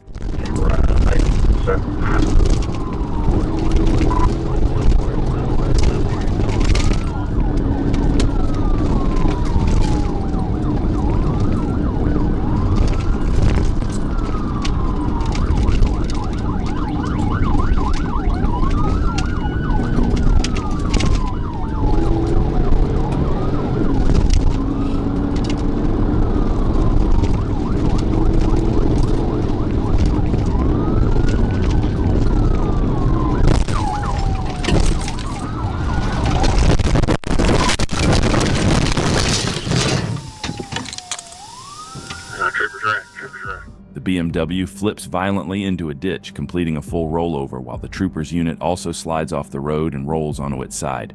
Despite the crash, deputies quickly move in and take the suspect, Sean O'Brien, into custody. He's transported to the Garland County Detention Center and charged with theft by receiving, fleeing, reckless driving, and several other offenses. Both the trooper and the suspect survived the crash, but this chase serves as another reminder. When you run from the Arkansas State Police, it doesn't matter how fast you go. They'll stop you one. Georgia, on July 5th, 2024, Cobb County Police requested backup from Atlanta's elite ACE unit during a high-speed pursuit. The driver, wanted and desperate, had already rammed a police vehicle and was flying down Interstate 285. That's when the ACE unit stepped in. He's shooting over right shoulder. Traffic connection is going to be in white. Still right shoulder.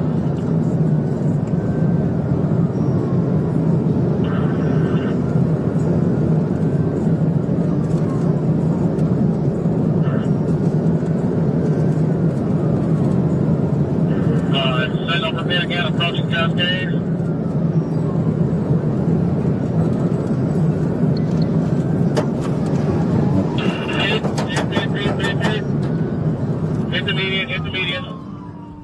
The officer executed a pit at high speed, bringing the fleeing vehicle to a violent stop. But the suspect wasn't ready to give up. He crawled out of the passenger window and made a run for it. Unfortunately for him, officers were right behind.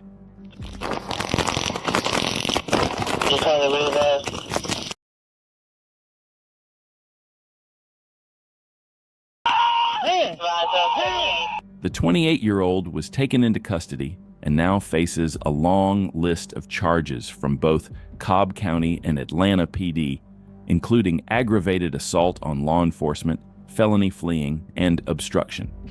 On February 21st, 2021, a Georgia state trooper was wrapping up a traffic stop in Henry County. Two motorcyclists unexpectedly pulled in behind the patrol car, claiming they were being followed by a gray SUV that had been tailing them since a gas station in Alpharetta. As the trooper listened to their story, the very SUV they described suddenly pulled in front of the vehicle previously stopped, then reversed down the interstate's slow lane toward the trooper. The driver, later identified as Tanya Dominic Higgins from Kentucky, was instructed to pull over. The trooper immediately alerted dispatch and followed, activating his sirens in an effort to get her to stop. 702 George Edward, Kentucky. 702 George Edward. Hey! The woman quickly got back into her car and fled the stop, ignoring the trooper's commands. What started as a strange encounter quickly escalated into an active pursuit down the interstate.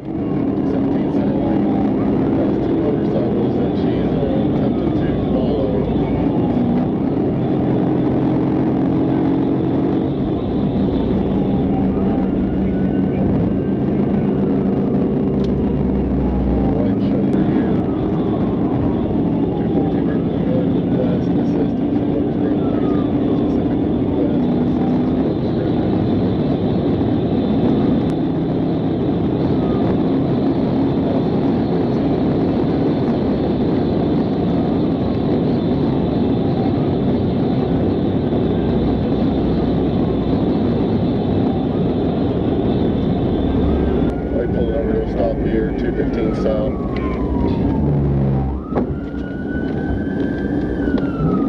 Drove on the shoulder.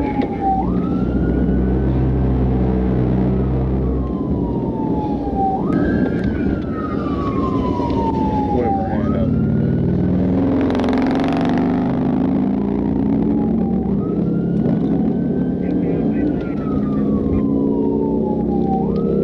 On the left shoulder, coming up on the 2.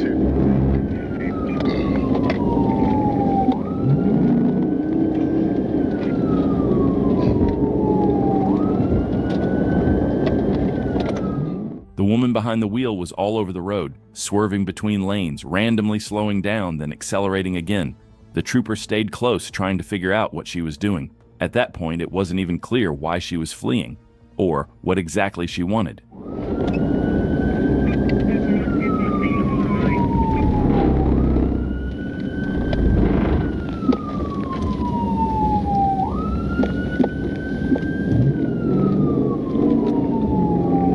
Going on 213 south.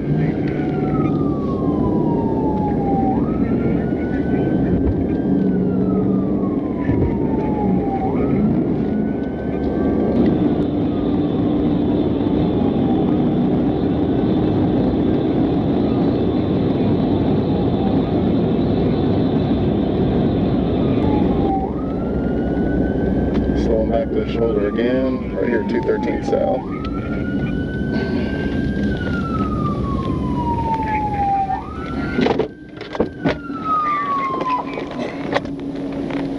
Go, boy. Stop! Stop right now. Get on the ground. Get on the ground. Lay flat on your chest. Lay flat on your chest, your stomach. Do it now.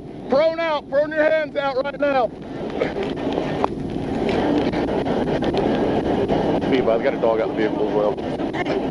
Hold on. The woman eventually pulled over, and for a moment it looked like she was ready to surrender. But just as Trooper approached, she decided to prove everyone wrong. Get on the ground. Get on the ground. Don't put it in drive. Get out. Get out. Get out. Get out. Get out. Get out of the car. Get on the ground right now. Get on the ground right now. Do not. Don't move. Don't move. Don't move. Turn around. Oh my God.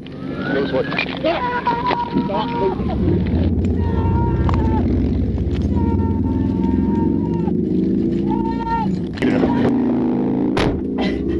Oh my God!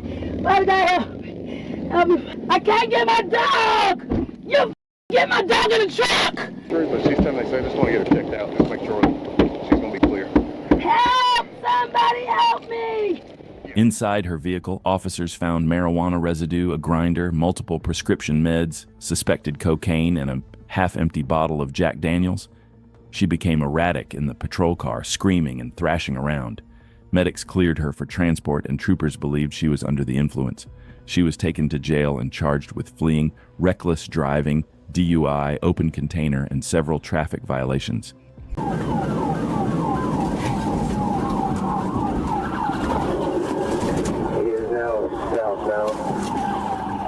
On January 14, 2025, a trooper was conducting speed enforcement on US 90 in Gadsden County when a silver SUV approached at high speed. Clocked at 78 miles per hour in a 55 miles per hour zone, the trooper attempted a traffic stop.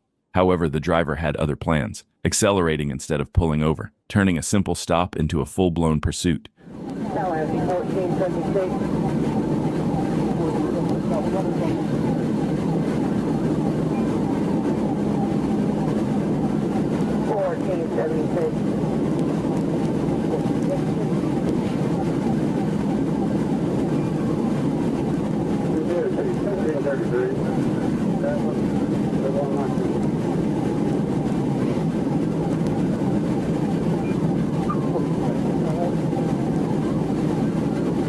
1476, go ahead.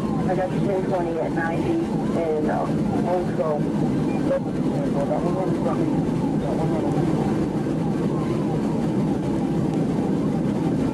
Boy, if you'll head this way, he's out down on 90 at the First Farm Road.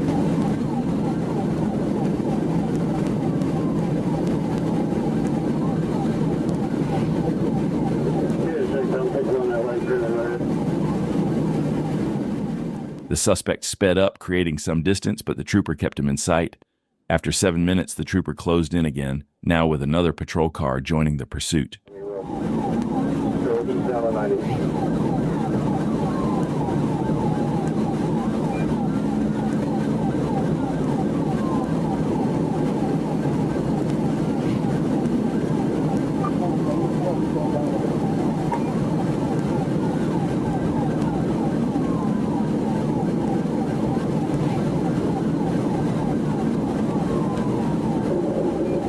Still eastbound on 90, coming up on Bigwood with speed about 110 to 115, traffic is light.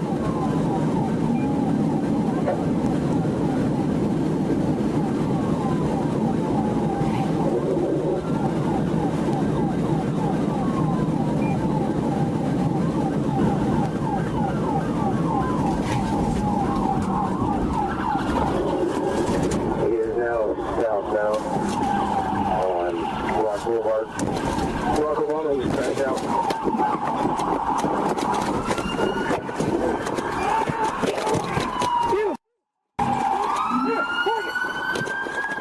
The suspect lost control on a curve, fishtailed, and spun 180 degrees before crashing into a fence. The impact brought him to a stop, and a patrol car made minor contact with his vehicle. He then fled on foot through a trailer park, jumping several barbed wire fences before being captured by Trooper Cabe. The suspect, identified as Yul Kongkwan Perkins, was taken to the hospital after complaining of chest pain and shortness of breath. On April 6, 2025, a trooper clocked a motorcycle doing 70 in a 55-mile-per-hour zone, but things escalated fast. Moments later, that same bike was flying at 150 miles per hour, weaving through traffic like it was nothing. The rider disappeared near a Walmart in Alma, but local police quickly picked up the chase. Officer Bo Kimmons spotted the bike on Ash Street and tried to stop it. But just like before, the rider hit the gas and took off again.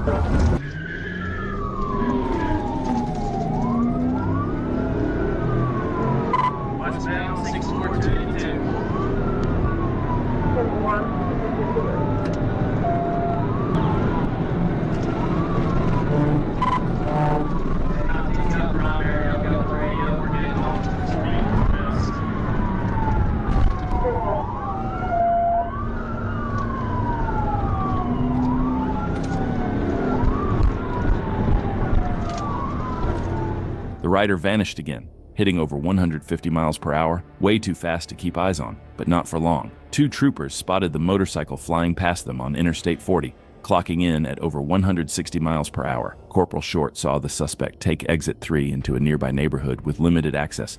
Perfect place to corner him. Troopers and county deputies flooded the area. Moments later, Trooper Rome found him, tucked away in someone's driveway. Yeah, I'm taking the rear exit. I'm going back eastbound now on Moore Road. Okay, he can always come out on that lane. Come back to us. I got him. Hey, get off the bike right now, dude. Get off the bike. I'm not you right now. Get on the ground. Get on the ground. Get on the ground. I talked to a couple people back here. Haven't seen him. Troopers took Benjamin Rutz into custody without incident. The motorcycle was towed by Jody's wrecker service, and Rutz was booked into the Crawford County Jail. He's now facing a long list of charges, including reckless driving, felony fleeing, no insurance, expired tags, and speeding at a jaw-dropping 162 miles per hour, 2 stop signs ignored, and a whole lot of explaining to do. On September 21st, Florida Highway Patrol trooper was on routine patrol when a white Mercedes-Benz blurred past, weaving through traffic with a dangerous, calculated aggression. The luxury car was overtaking vehicles at staggering speeds, tailgating, and nearly forcing other drivers into the concrete barriers. For half a mile, the trooper trailed the vehicle, clocking it at a lethal 102 miles per hour in a zone where the limit was nearly half that. The tension broke when the trooper finally flipped the switch, and as the sirens began to wail, the driver made a choice that would turn a traffic stop into a life-or-death gamble.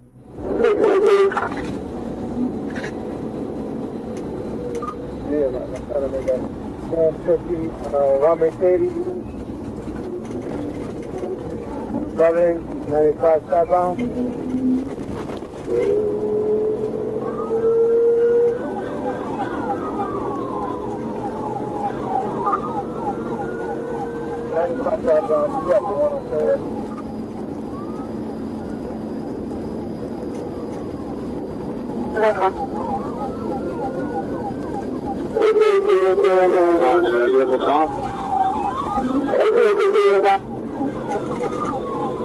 We just got off on 60 seconds.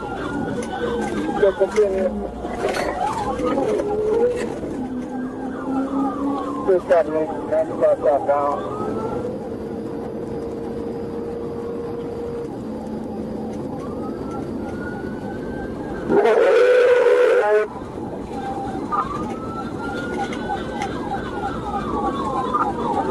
We're now going 195 eastbound.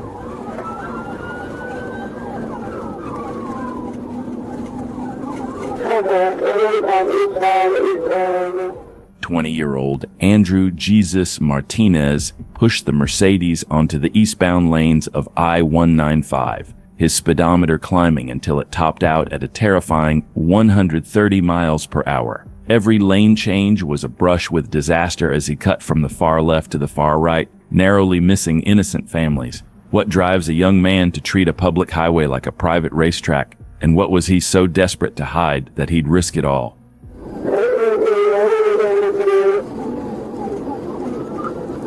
It's going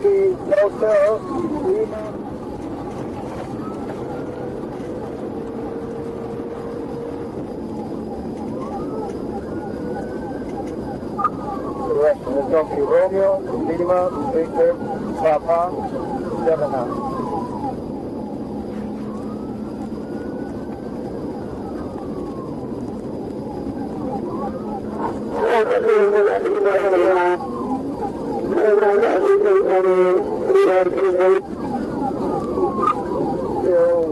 It's going to be approaching Alton Road.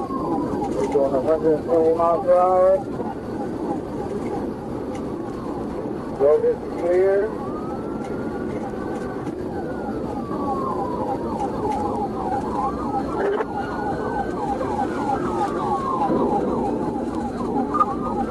Road coming 105, and I'm also Alton Road going southbound.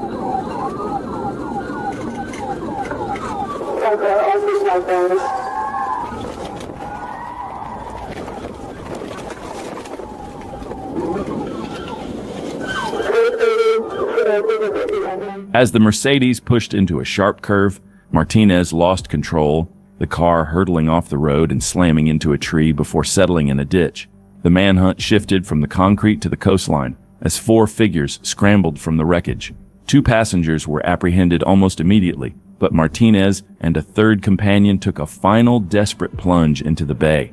While Martinez eventually surrendered to the law, the water would not be so kind to his friend. The following morning at 9:40 a.m., the search reached a conclusion when the third passenger's body was found floating. Martinez now faces a barrage of charges, including fleeing and eluding at high speed, reckless driving, and driving without a valid license. Yet the story ends with a baffling twist. Just 2 days after his arrest, Martinez's name and records vanished from the online jail database. Whether this is a clerical mystery or something more complex, the cost of those 22 minutes remains a permanent scar on a South Florida community. January 5th, 2025, an FHP trooper spotted an Acura SUV flying down I-75 at 110 miles per hour. Behind the wheel, 20-year-old Siuntai McCants, and he wasn't about to stop. When the lights came on, McCants floored it, pushing speeds to 140 as he weaved recklessly through traffic.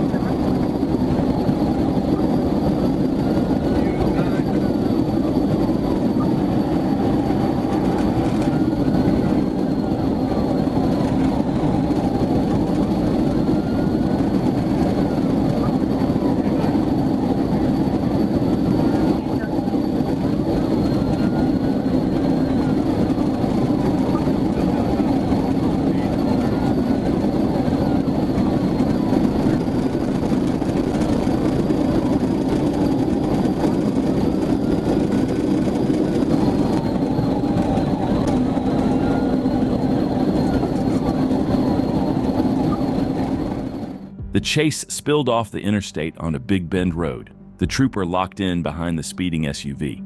The suspect didn't realize it yet, but he was about to learn the hard way why you never run from the Florida Highway Patrol.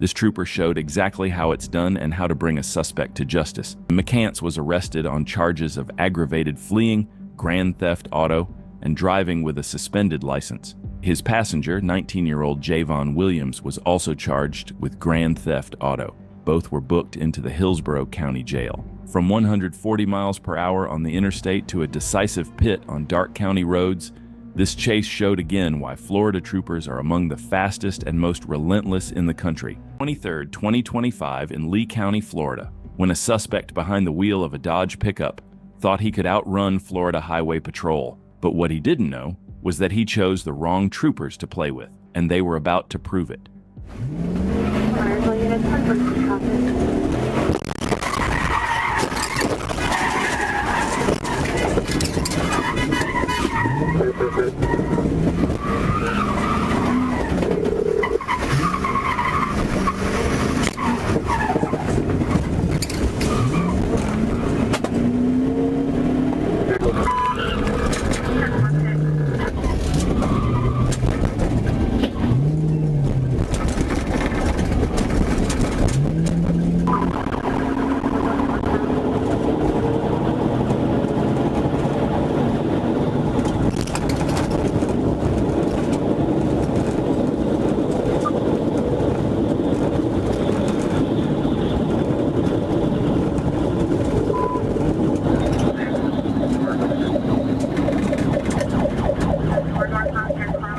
At first, it looked like the chase would be over before it even began, but the suspect managed to break free, but troopers were hot on his tail.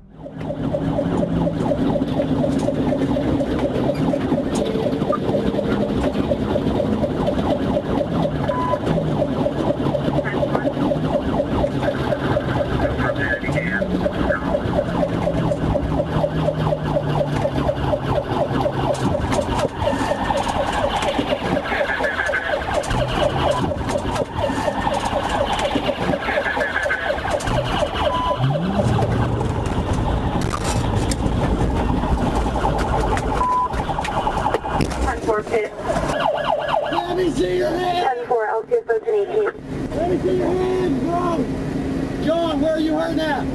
John, show me your hands! Put your hands up! Walk over the guardrail! Walk towards me! After a brief struggle to get him out of the truck, the suspect finally complied and was taken into custody without further incident. While details are still limited, one thing's for sure, he won't be getting out anytime soon. 2025, Marion County deputies tried pulling over a vehicle for illegal tint and tag violations. The driver acted like he was about to cooperate until he floored it.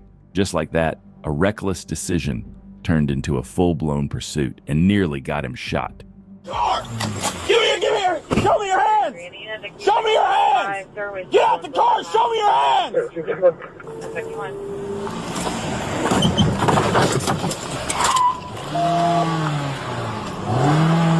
Get out the car! Get out the car! Get out the car! Get out the car!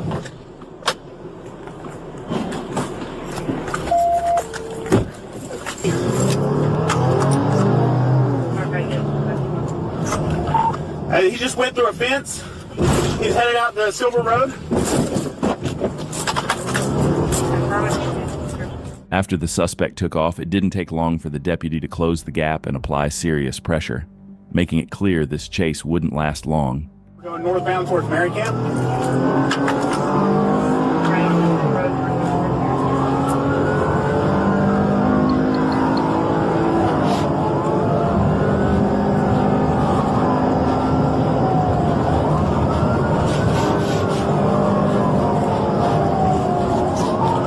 Man, we got 70 miles an hour, about to come out of Marycamp.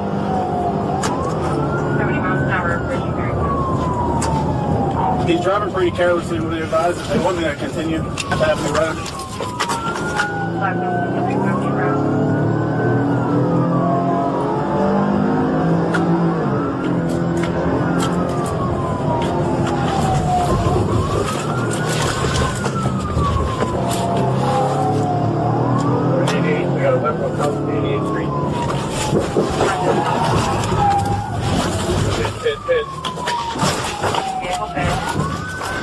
The pit maneuver brought the suspect to a stop, but he made one last desperate attempt to flee, only to drive straight into a backyard with nowhere left to run. Deputies were right behind him, and they wasted no time ending it. Get on the ground! Get on the ground! White male, white beanie hat, gray shorts, black shirt, camo pants. Get on the ground! There's a canine over there waiting on you!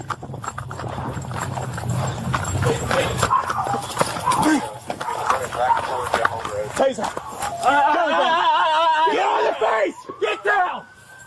Put your hands on your back! I got it. No. I got it. Put your hands on your back! Try to run me over again. We don't do that in Marion County. I never seen someone act like you! What started as a routine stop spiraled into pure chaos, mailboxes destroyed, fences shattered, and a 1-year-old child caught in the middle of it all. Jordan Shee didn't just put lives at risk. From endangering a toddler to fleeing while on probation, this chase wasn't just reckless, it was unforgivable. Now, with a mountain of charges and his past catching up fast, Shee is heading exactly where he belongs, back behind bars, where there's no more running and no more second chances. Example of, you can run but you can't hide, this chase would be it.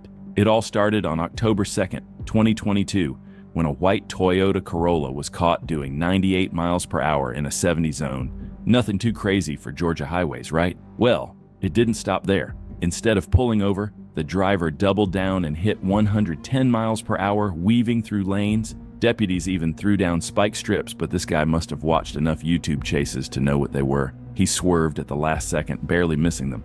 That's when the Georgia State Patrol said, "All right, enough of this." Troopers took primary, closing in as the Corolla nearly sideswiped innocent drivers.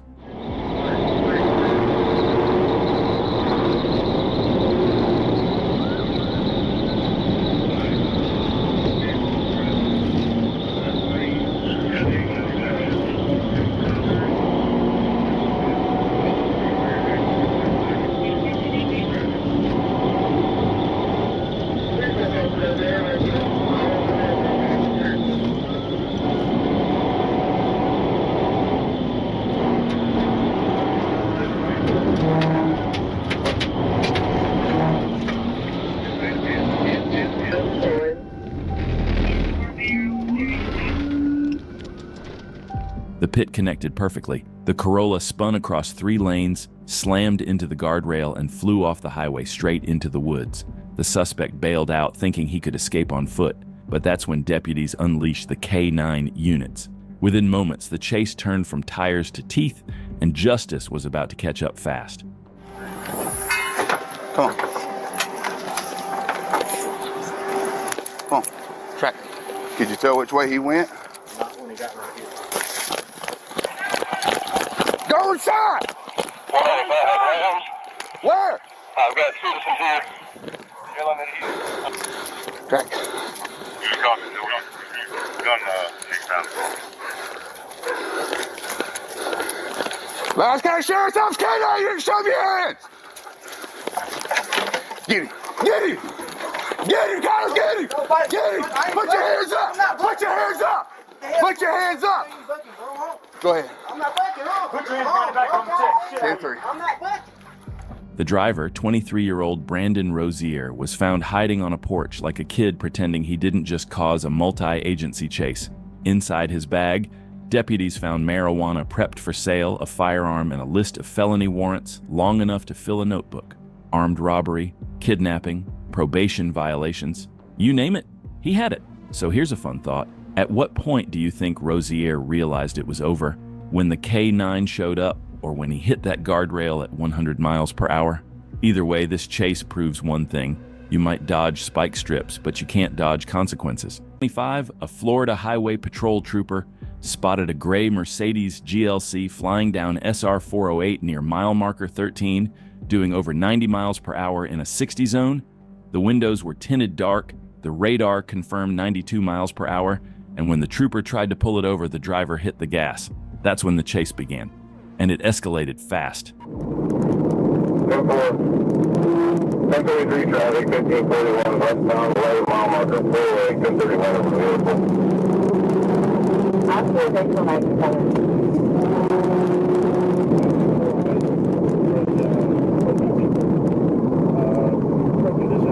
Traffic, 100 miles an hour. Right lane.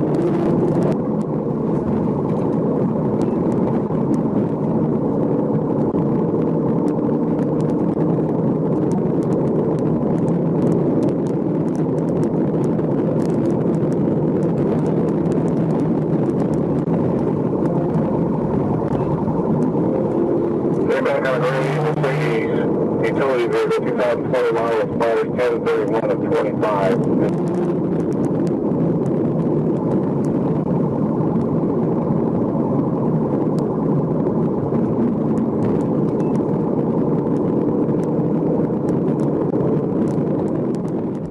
The Mercedes tore through westbound traffic at up to 135 miles per hour, weaving between cars, cutting people off, and nearly causing multiple crashes. But the suspect made the mistake and slammed into the concrete barrier.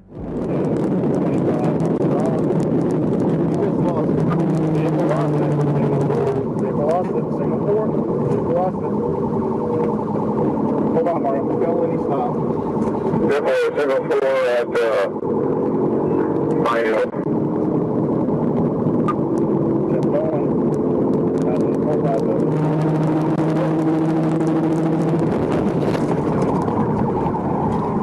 Alright, get ready for phone. 54 pointed if you can. Hold on, Mario. Hold on. Slow me, stop. Hey, stay back. Get back in the car. Get back in the car. Get back in the car. Come on, get back in the car. Hey, stop right there.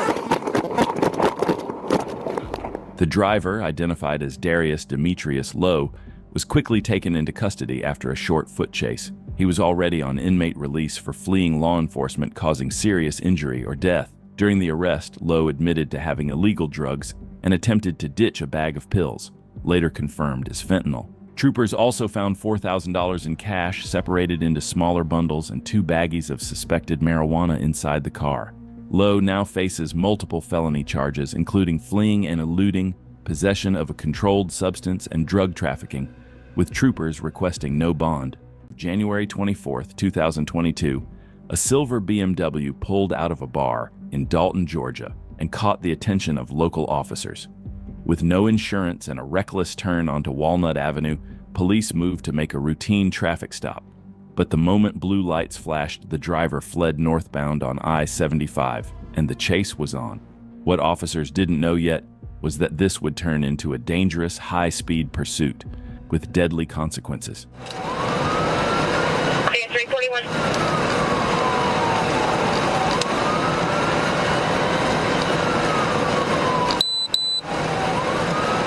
And now GSP advised they're passing 339.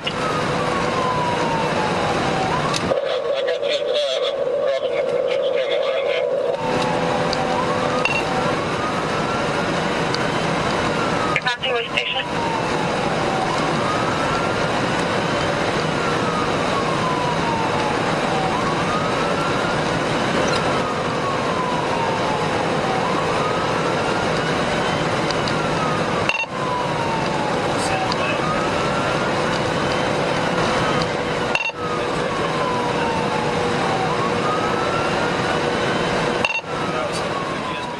As the first trooper struggled to keep up with the relentless pace of the fleeing vehicle, backup arrived.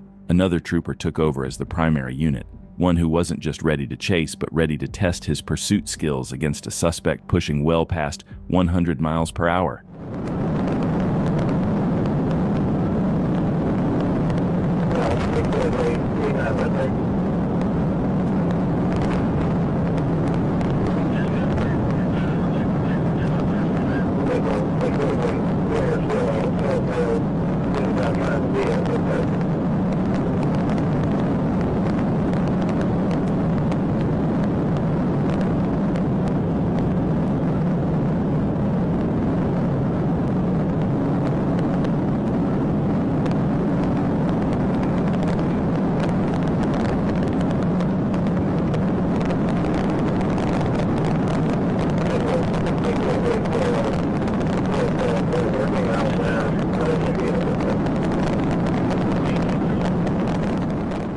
This trooper was already closer than the last one, but even with that pressure, it wasn't enough. So he shifted into a higher gear, locked in, and turned up the heat. The suspect had no room for error now, because this trooper wasn't backing down.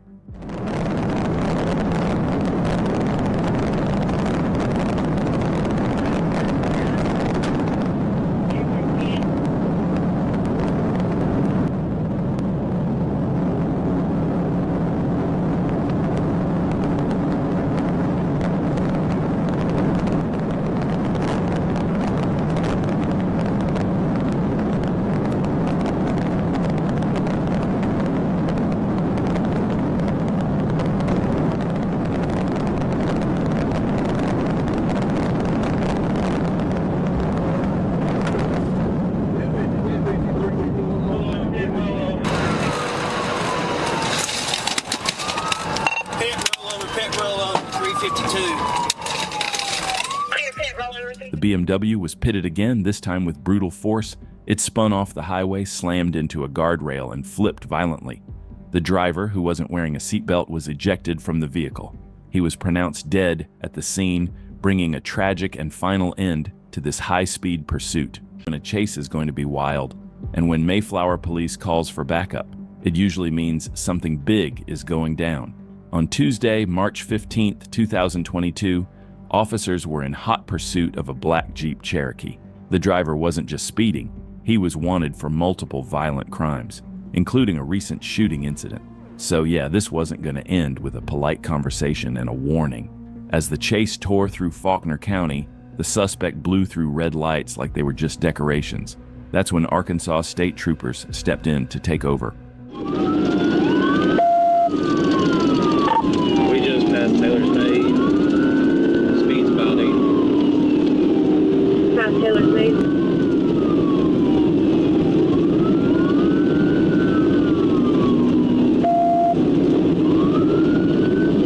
Traffic's light, private. Traffic light.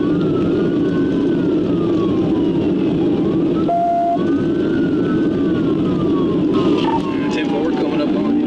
He's around the big block.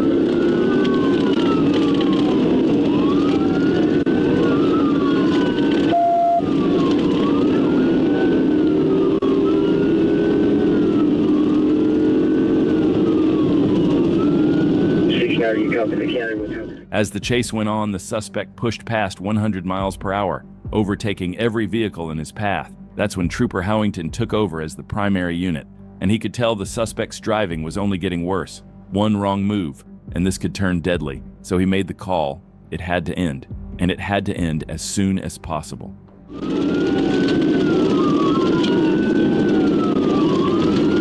Hey, see if you can get him before we get the Galway.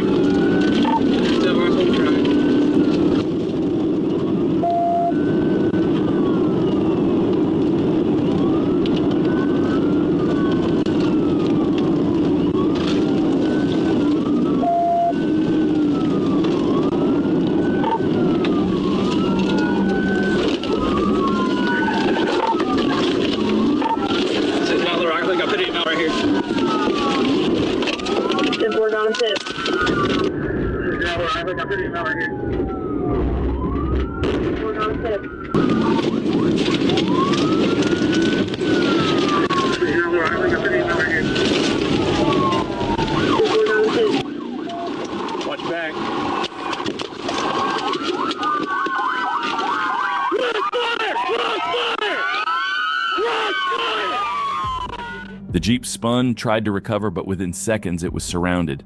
Front, back, and sides locked down tight. Behind the wheel was Jamison Smith, the same man tied to that recent shooting. No more running, no more red lights, just the sound of handcuffs closed. November 10th, 2022, a trooper was stationary on I-85 when he observed a black motorcycle traveling northbound at a high rate of speed with no visible tag. Radar confirmed the motorcycle was going 95 miles per hour in a 70 zone. The trooper activated his emergency lights and siren to initiate a traffic stop, but the rider, later identified as Michael Butler, looked over his shoulder and accelerated, initiating a pursuit.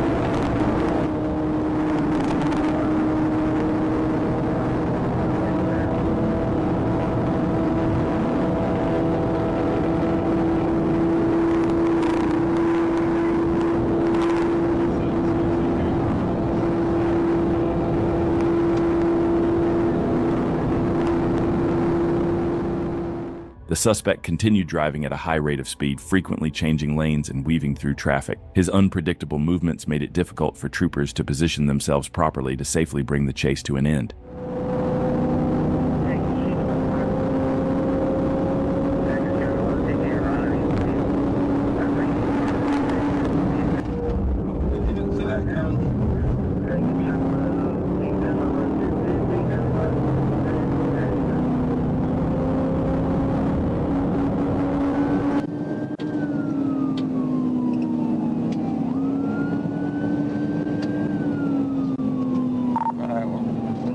Back on 85 here in a second. Getting back on 85.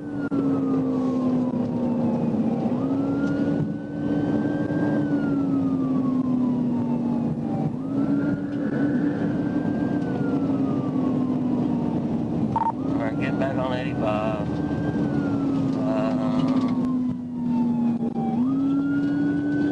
Be careful, Tad. He's trying to make you hit him.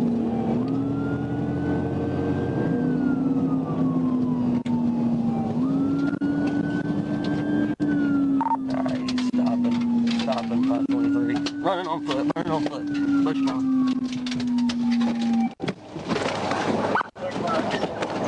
Here. Hang on. Hey, hurry! Off Lincoln! Here. Hey, here. Mr. Butler jumped off the motorcycle and ran into a wooded area, prompting a foot chase. K-9 Kai located him, but Butler resisted, fighting both the K-9 and Trooper Ginnell.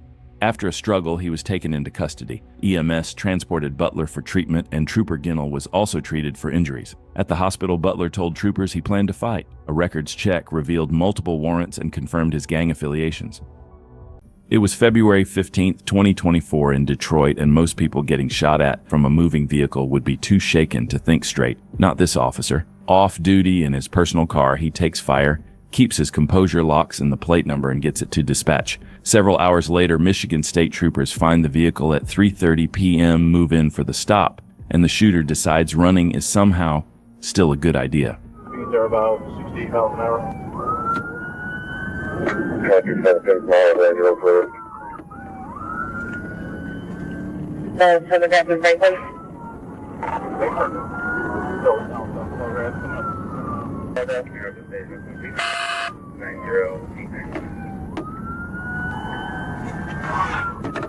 Traffic over 10 miles. Photograph is right.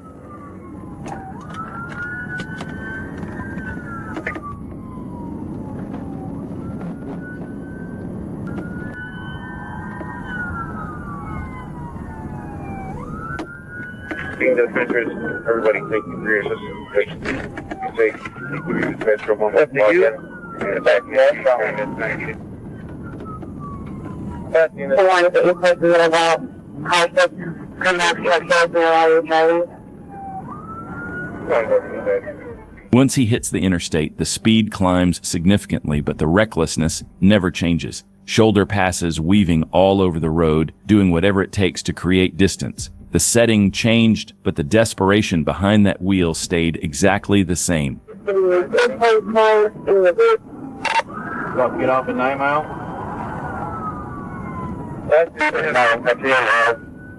No, you say. I'm going to say 8 Mile. Yeah, 8 Mile.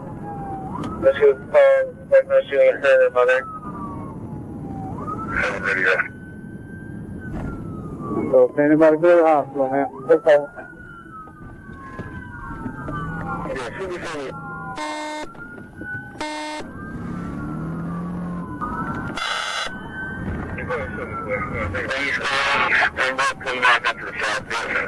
Okay.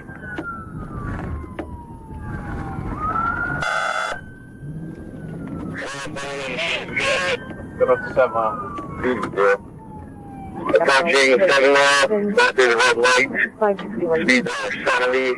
With an armed suspect and no backup yet, the trooper was measured about going for the pit. But the moment backup closes in, the whole equation changes, and the trooper now has everything he needs to finish this a completely different way. Speed 65. Traffic is right. Reaching around quite a bit. Just put on its hood. We're reaching around. Go up to Headlight 12 South again. Beautiful. He did a minor collision at St. Louis with Gilchrist. Big Hook Gilchrist. I think they're Speed 65. We have Virginia from 6 over. Northbound Southfield Church Drive from Purple. Speed 25. Hit a pole, but kept it together. Coming to a stop. Don't move! Keep your hands up! No! Don't move! I'm scared! Don't shoot me! Just watch your hands. Watch your hands. The firearm used to shoot at the officer that morning, still in his pocket at the time of arrest. Not discarded, not hidden, just carried through an entire pursuit, like it was not the reason half of Michigan State Police were behind him. The off-duty officer who kept his head under fire and remembered a plate number is the reason this suspect is in handcuffs before the sun goes down. In Charlotte County, Florida, on March 4th, 2024, a routine patrol turned into a high-speed pursuit when a white Dodge Charger with blacked-out tints refused to stop. Moments later, the Charger was flying down the I-75 at over 145 miles per hour, recklessly weaving through traffic and using the shoulder as his lane.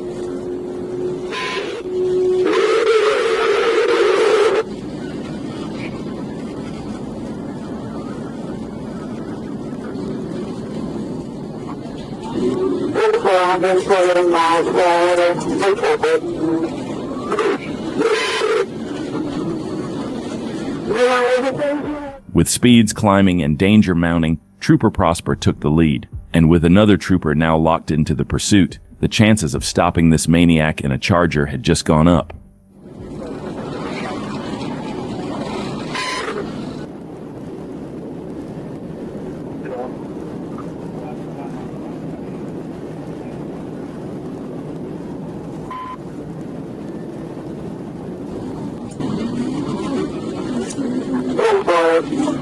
Number clear.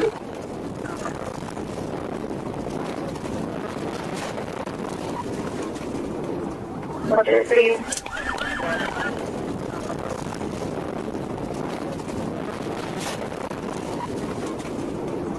What's your speed?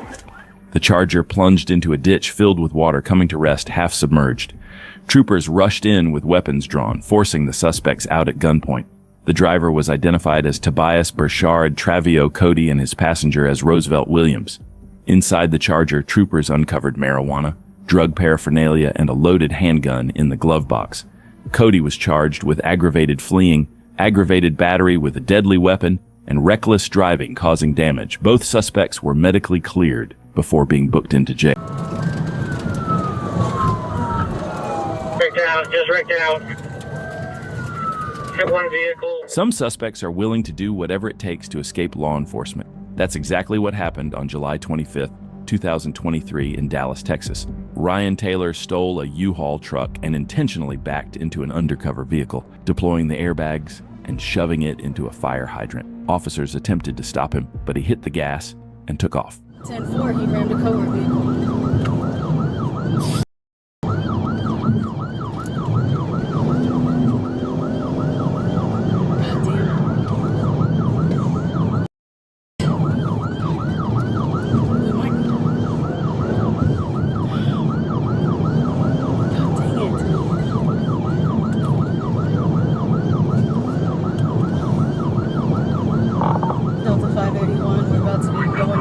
Highway on DNT.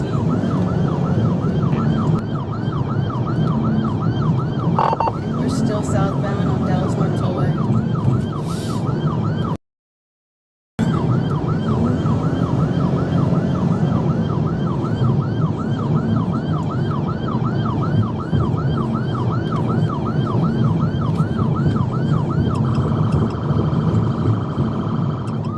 Ryan Taylor was literally sideswiping every car he passed, leaving officers stunned. They had chased plenty of suspects before, but ones like this were rare. Understanding the extreme danger he was causing, they knew they had to find a way to stop him as soon as possible. We're coming up to the Mockingbird exit. What the f***? He said so many...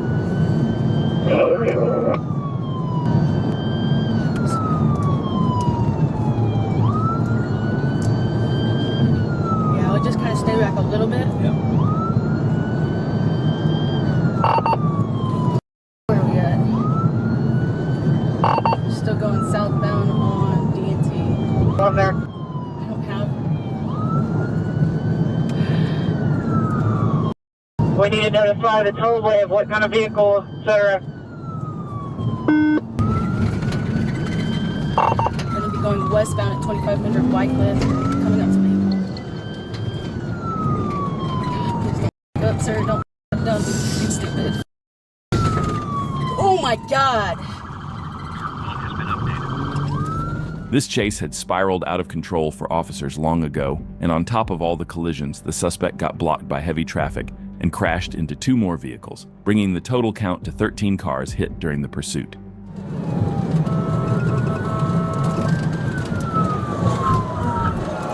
Wrecked out, just wrecked out.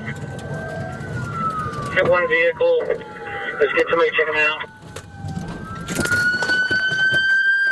6700 Lemon is the last. After the crash, the suspect bailed out of the truck and took off on foot, desperate to escape. But officers were right behind him. Police!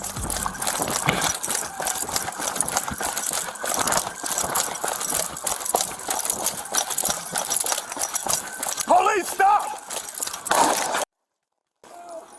Shut fire! Drop the gun! Show me your hands! Crawl out here! Crawl out here! Crawl out here! Land your stomach! Do not move!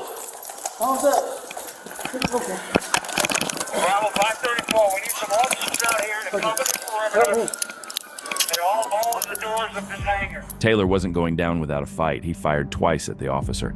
Officer Kenan Craven returned fire, striking Taylor in the leg. He was quickly taken into custody and transported to a local hospital. Fortunately, no officers were injured and no civilians in the vehicles he crashed into reported injuries. Officers recovered the stolen handgun Taylor used, and he now faces multiple charges, including aggravated assault with a deadly weapon and evading arrest. In approximately 2 p.m., as this incident began, officers with the Charles County Sheriff's Office responded to the Acton Lane in Waldorf for reports of a woman being assaulted by a man in a parking lot and a possible carjacking. Then Charles County Sheriff's officers responded and located the suspect, who decided to flee. I'm behind it. He almost went head on with me. I'm behind it.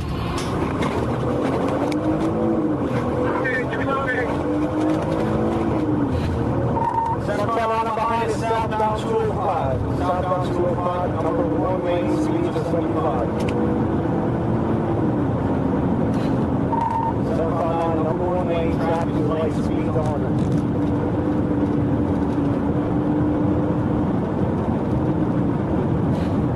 Southbound Castle, Idlewood, speed 102, number 2 lane, 0 traffic.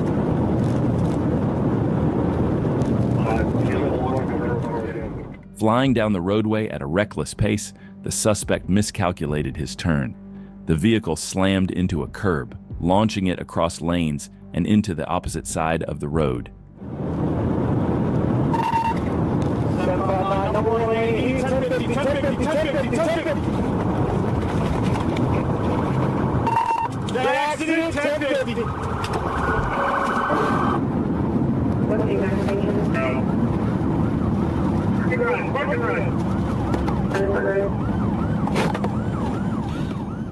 The chase ended deadly for the suspect. After losing control, the suspect slammed head-on into an oncoming truck, the violent impact instantly bringing the pursuit to a close. The driver was pronounced dead at the scene. The truck driver walked away without injuries, though shaken by the terrifying events that unfolded right in front of him. One more reminder that in a high-speed pursuit, it only takes a split second for everything to go from reckless to irreversible. On July 8, 2025, in Lee County, Florida, Trooper Jonathan Hernandez was parked on the median watching traffic when a silver Chevy Silverado comes flying past, weaving through lanes at an estimated 100 miles per hour. The trooper pulls out and the Silverado nearly rear-ends a pickup truck hauling a trailer before the driver flicks on his turn signal like he's about to pull over, then floors it. Sirens on dispatch notified, and this pursuit is officially running at 102 miles per hour through traffic. Stop it.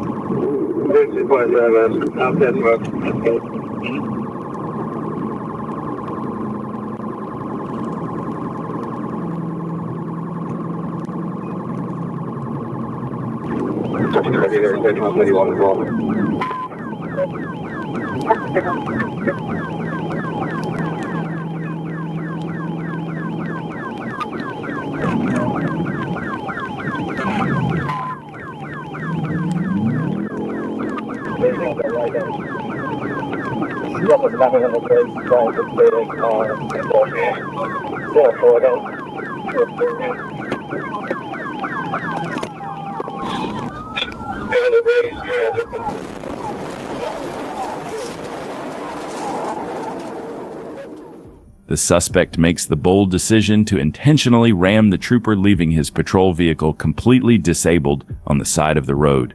But the move costs him too. The front right tire is completely gone, and now he is out here on 3 tires, with hopes of escape fading faster than that rubber did. Because what he didn't account for is that disabling one trooper doesn't disable the radio. And right now, there are multiple units closing in on a truck that is running out of both tires and time.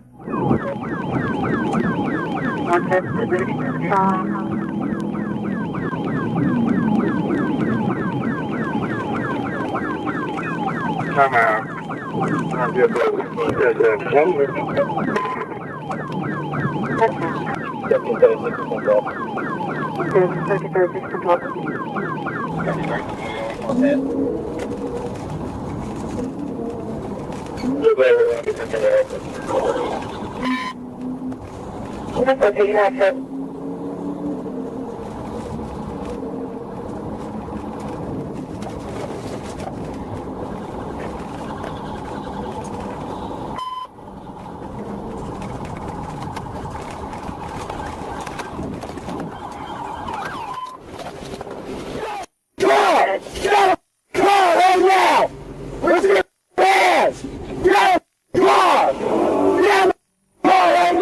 Suspect climbs from the driver's seat into the passenger seat, exits the vehicle, and Trooper Hernandez grabs him immediately, taking him straight to the ground in handcuffs. The smell of alcohol coming off Reardon is immediate and unmistakable, but the real plot twist comes at the hospital. During a CAT scan, medical staff informed the trooper that Reardon appears to have a bottle of pills hidden inside his rectum. His blood alcohol level comes back at 0.152. Nearly double the legal limit. He was medically cleared and transported to Charlotte County Jail.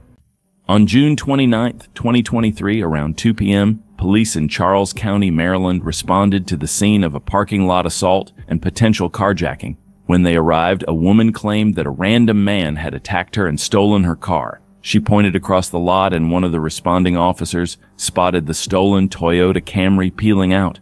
The driver and carjacker, later identified as Dwan James Mitchell, refused to stop when police attempted to pull him over. They chased him from the Walmart parking lot into the White Oak Village neighborhood. He broke sight lines momentarily before almost crashing head-on into another officer heading north on Route 205. The pursuit was intensifying, and Mitchell was showing no signs of stopping. I'm behind you. You almost went head-on with me. I got behind him.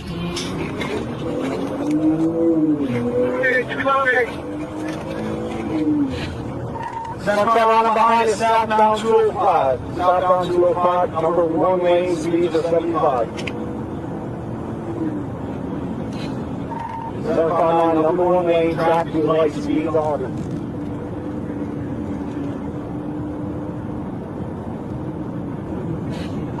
South Carolina, passing Idlewood, speeds 102, number 2 lane, 0 traffic.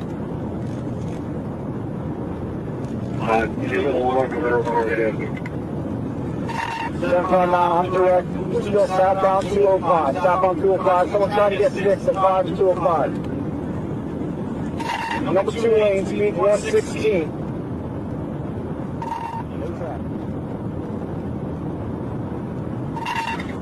South Carolina, number 1 lane, 1050, 1050, 1050, 1050. That accident, 1050. As Mitchell attempted to pass another vehicle at high speed, he lost control. He overcorrected sharply, sending the stolen Camry into a violent slide. The car hopped the median and collided head-on with an oncoming dump truck in a catastrophic impact. Aerial drone footage from the Maryland State Police captured the aftermath. The Camry was completely crushed, folded like an accordion from the force of the collision. Dwan James Mitchell was pronounced dead at the scene. Miraculously, the dump truck driver survived with only minor injuries, protected by the sheer size and weight of his vehicle. On April 14, 2023, Trooper Tyler Langley was on patrol when he observed a motorcyclist on a sport bike exceeding the posted speed limit. As Trooper Langley approached and activated his emergency lights and sirens, the motorcyclist immediately accelerated, initiating a high-speed pursuit.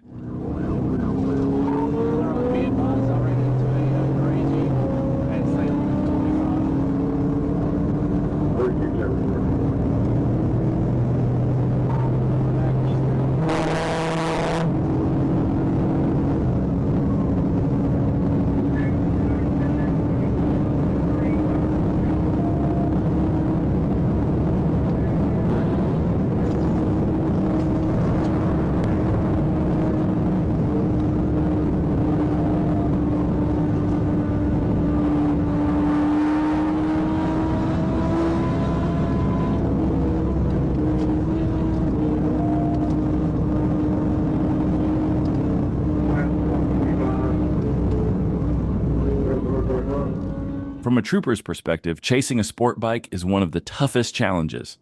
Their speed and ability to weave through traffic make them incredibly difficult to catch, pushing both the trooper and their vehicle to the limit.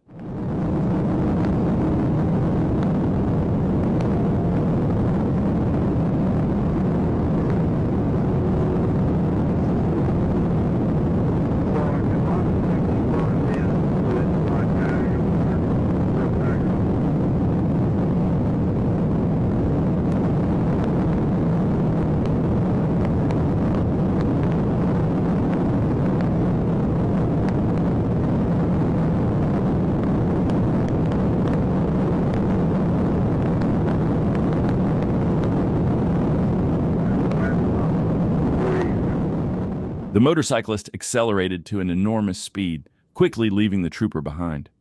Despite driving down the highway for the next 15 minutes, the trooper couldn't catch up due to the biker's speed and heavy traffic. Eventually, the trooper had to cancel the pursuit for safety reasons. Let us know in the comments if you think the trooper had a chance to stop this suspect and how he could have done it. On July 31st, 2024, a Florida state trooper patrolling the turnpike near mile marker 20 spotted a dark-colored pickup truck speeding. The vehicle matched the description of a stolen truck reported in Miami-Dade. When the trooper attempted a traffic stop, the driver accelerated, ignoring emergency lights and sirens, and fled at high speed.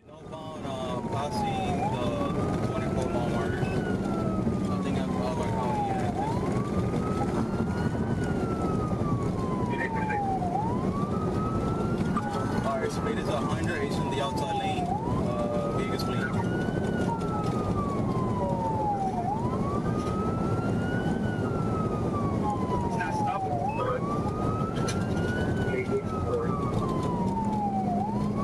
I believe it's 1031. Record 1309, can you ride? 1031 is in the outside lane, northbound, passing the 24 mile marker. The speed is like, traffic is light, speed is 98 mile marker.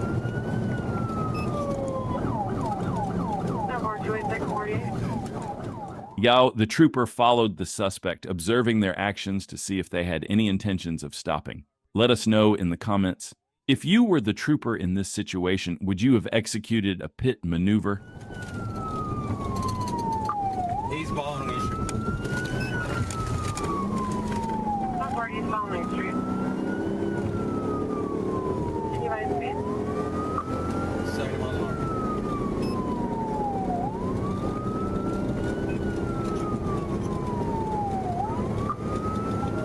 Which is past 112.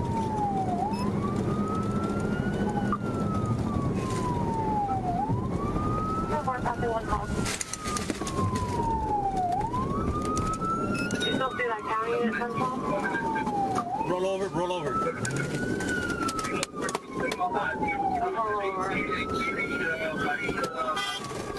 The suspect attempted a left turn but caused a horrific accident, rolling his vehicle completely. Fortunately, the other driver involved in the crash was not injured.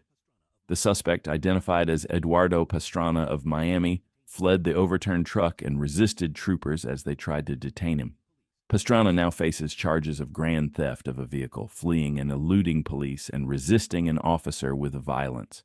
Miami-Dade police detectives will take over the investigation, linking Pastrana to multiple vehicle thefts. On November 23, 2023, a trooper observed a Nissan Maxima speeding at 77 miles per hour in a 55 miles per hour zone. Trooper activated emergency lights and sirens and pulled the driver over.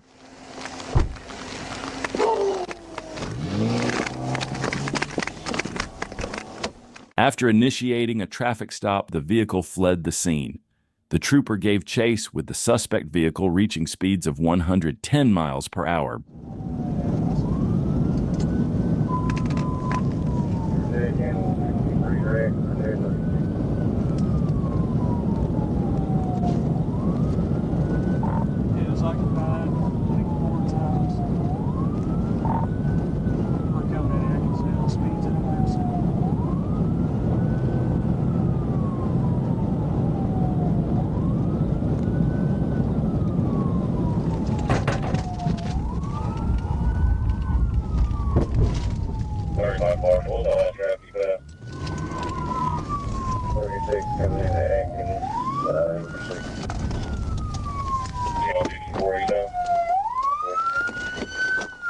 The suspect vehicle then turned into a private lot where the driver fled on foot. The trooper stayed with the vehicle due to 3 passengers inside.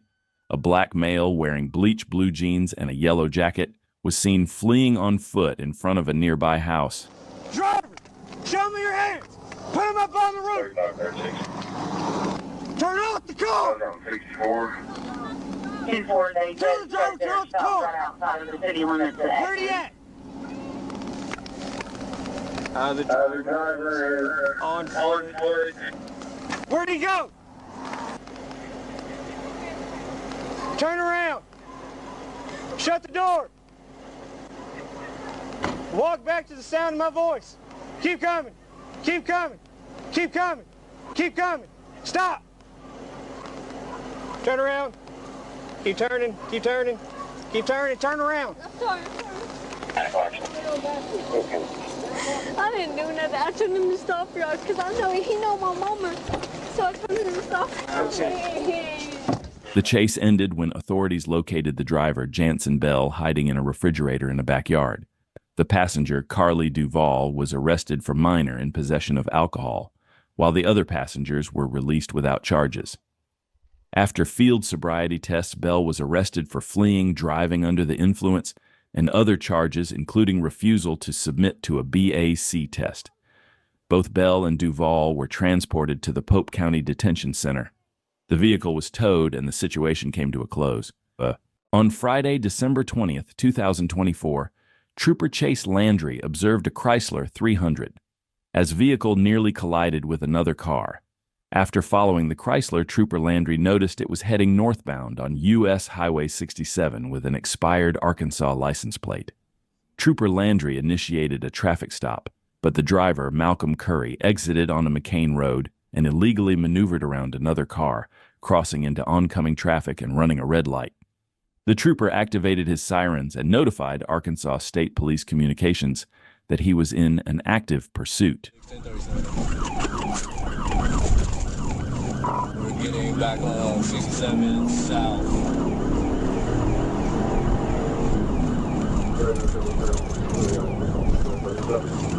He just blacked out on me. Speed's about 70. The suspect, Malcolm Curry, accelerated at a high rate of speed, quickly gaining distance between himself and Trooper Landry. However, the trooper kept the suspect in sight from a distance. After about 7 minutes, Trooper Landry closed the gap and caught up with the suspect once again.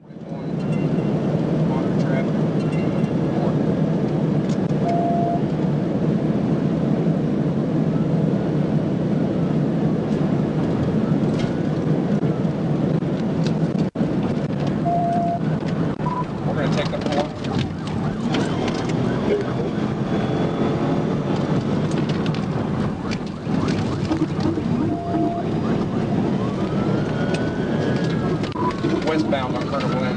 Westbound Colonel Glenn.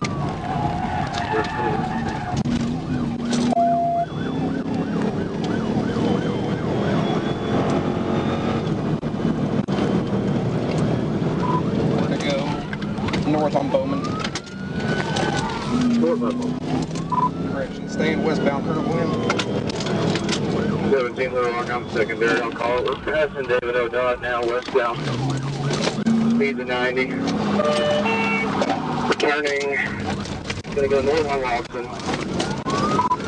He wrecked out. He wrecked out. As the suspect made a left turn, he lost control of the vehicle and crashed into the gate of a Subaru dealership. He then exited the vehicle and began fleeing on foot.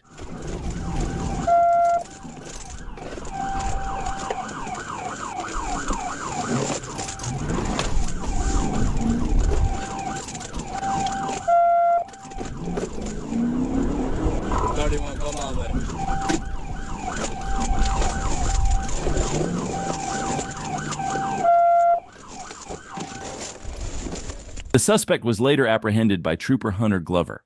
During an inventory of Curry's vehicle, a black backpack was found containing 2 pounds of suspected marijuana, 14 boxes of psychoactive mushrooms, 3 bottles of suspected promethazine, and 47 suspected ecstasy pills. After being read his rights, Curry confirmed the pills were ecstasy. While transporting Curry to Baptist Hospital in Little Rock for treatment, Trooper David Calvert waited for a tow to remove the vehicle. After Curry was released from the hospital, he was taken to the Pulaski County Regional Detention Facility, where he faced multiple charges, including possession of controlled substances, reckless driving, fleeing, and criminal mischief. A.M. on May 10, 2025, a Washington State trooper spotted a speeding vehicle heading northbound on I-5 near the Ship Canal Bridge. When the trooper tried to make a stop, the driver slammed the accelerator, choosing to run, a decision that would soon become the worst mistake of his life. Person, X-ray light at 453 Seattle, attempting to stop the vehicle. He's in and out of traffic. He just collided with a vehicle and he's crashing out. 453 Seattle, North 5, north of Lakeview. He's start emergency traffic. He's just before Ship Canal.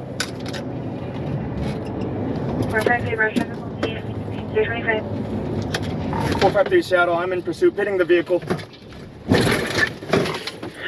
453, pitting the vehicle, 025. Step out of the vehicle! Hey! Do not go! Get out! Then put your hands up now! Stay right there, do you understand? What happened here? No one could have predicted. The driver jumped out, ran to the edge, and leapt off the Ship Canal Bridge in a desperate attempt to flee. As expected, he didn't survive the fall. A passenger inside the car was taken into custody, and troopers later confirmed the car wasn't stolen, but it didn't have any license plates. In 2017, the Brown Deer Police Department found themselves in pursuit of a stolen vehicle. What's remarkable, the suspect had barely made it a few blocks. Moments after the car was taken, an officer spotted it, and without hesitation, the chase was on.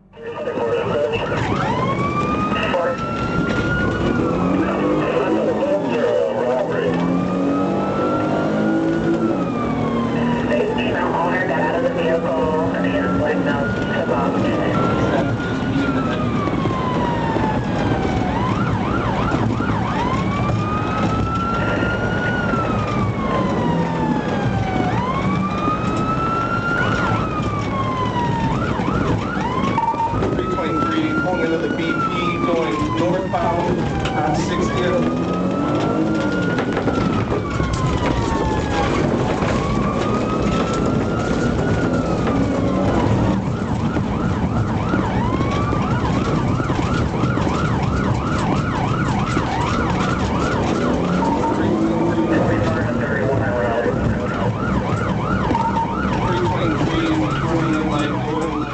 The suspect swerved wildly across lanes, even crashing into other vehicles. Then, in true GTA fashion, he led the officer into a parking lot, turning the chase into a reckless game of cat and mouse.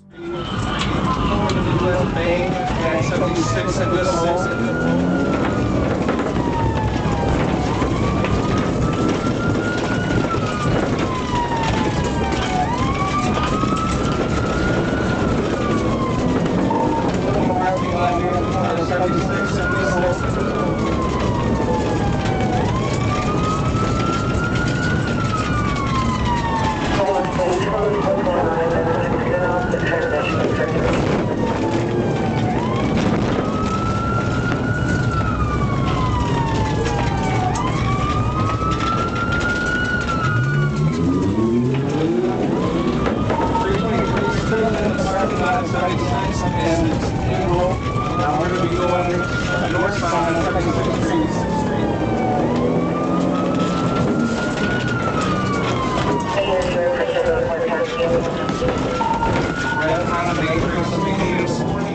After leaving the parking lot, the suspect's driving became downright dangerous, blowing through intersections and showing no regard for anyone on the road. Strangely, the officer didn't press harder or attempt to stop him.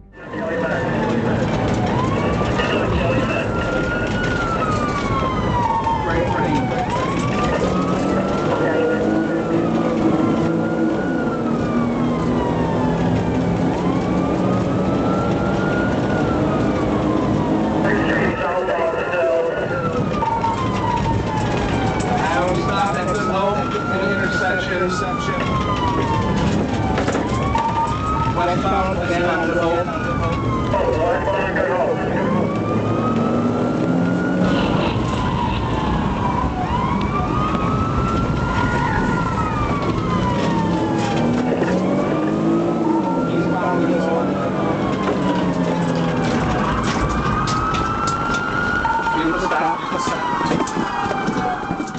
The suspect was probably thinking, "This ain't working out," and finally came to a stop. The Brown Deer officer moved in with weapons drawn and took him into custody. Unfortunately, there's no footage of the arrest or any follow-up details, but this suspect definitely didn't drive away from a long list of charges. 2025, Trooper Nash Thomas spotted a black motorcycle tearing northbound down State Highway 1 just south of Caraway Road. clocked at a blistering 101 miles per hour in a 55 zone. The rider, later identified as 27-year-old Riley McCarthy, briefly slowed but then twisted the throttle again, showing no intention of stopping.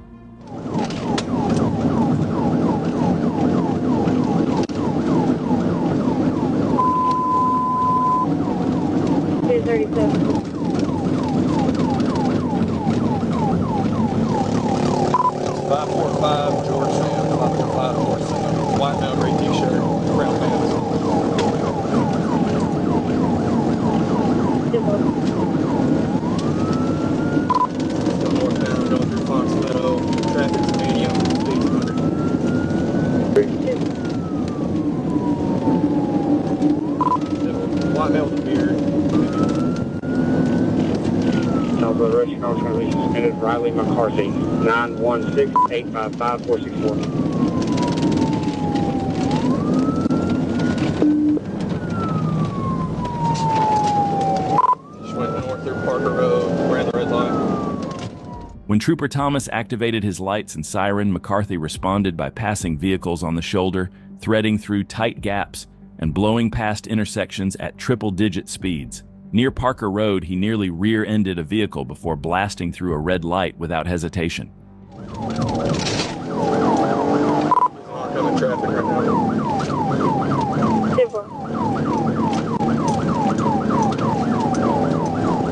Eastbound, coming up to Chuck E. Cheese. Speed's about 80, medium travel.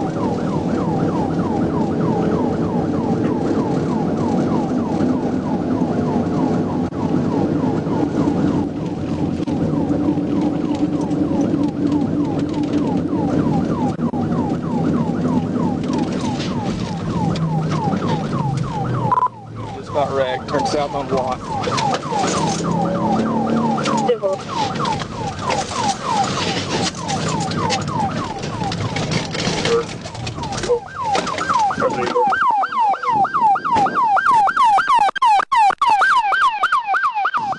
Stupid. The biker tried to dart through a grassy field, but with nowhere left to go, he lost control and dumped the bike at low speed. In seconds, Trooper Thomas had him under arrest. And judging by the look on the trooper's face, McCarthy was about to hear exactly what happens when you take a motorcycle to triple-digit speeds against the Arkansas State Police.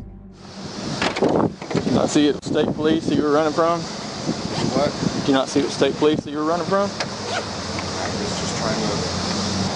What are you buying? Have you ever been arrested for a felony? My license is suspended. Okay. Have you ever been arrested for a felony? What I'm getting at here is you turned a ticket into a felony.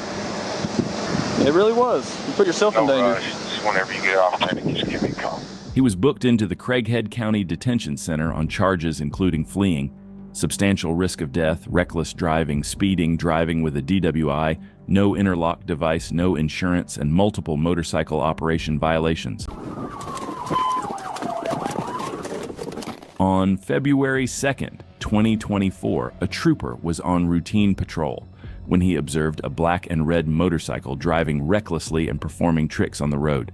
As the trooper caught up and activated lights and sirens, the motorcyclist accelerated, refusing to stop and initiating a pursuit.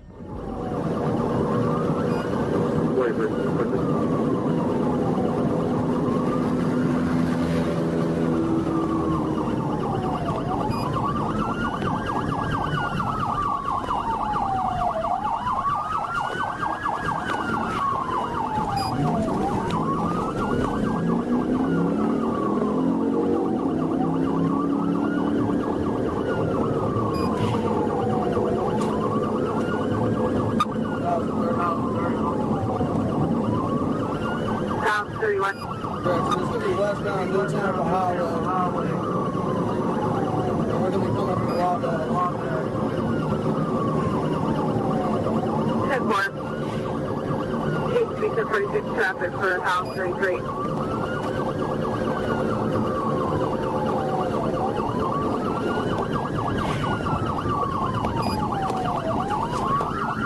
Kevin 183.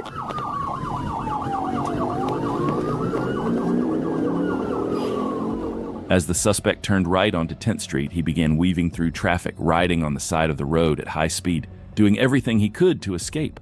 But the trooper stayed calm, waiting for the right opportunity to bring the chase to a safe end.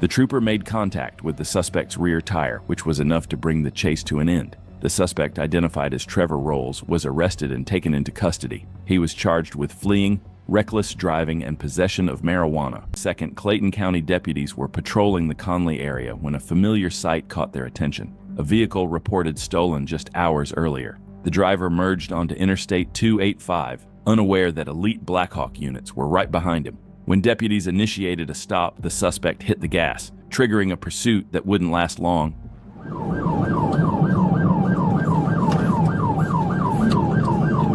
Pursuit. Ready, I'll be in pursuit. Jones, call it.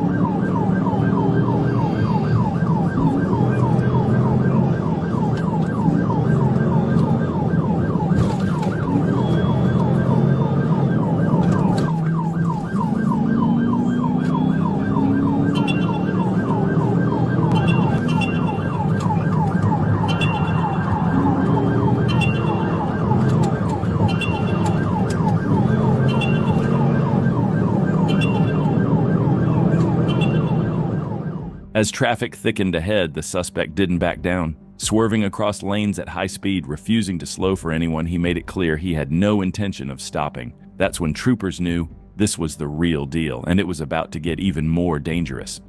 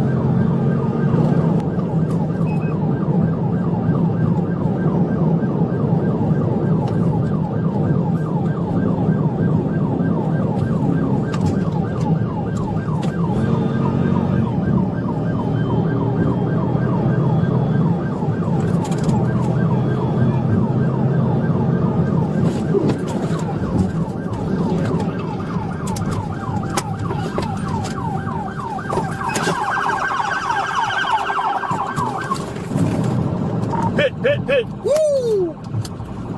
Crashed into the wall. Crashed into the wall right before the tear. First off, the trooper's reaction here is priceless.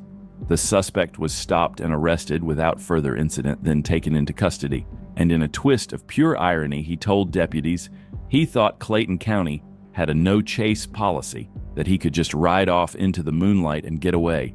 He couldn't have been more wrong than that.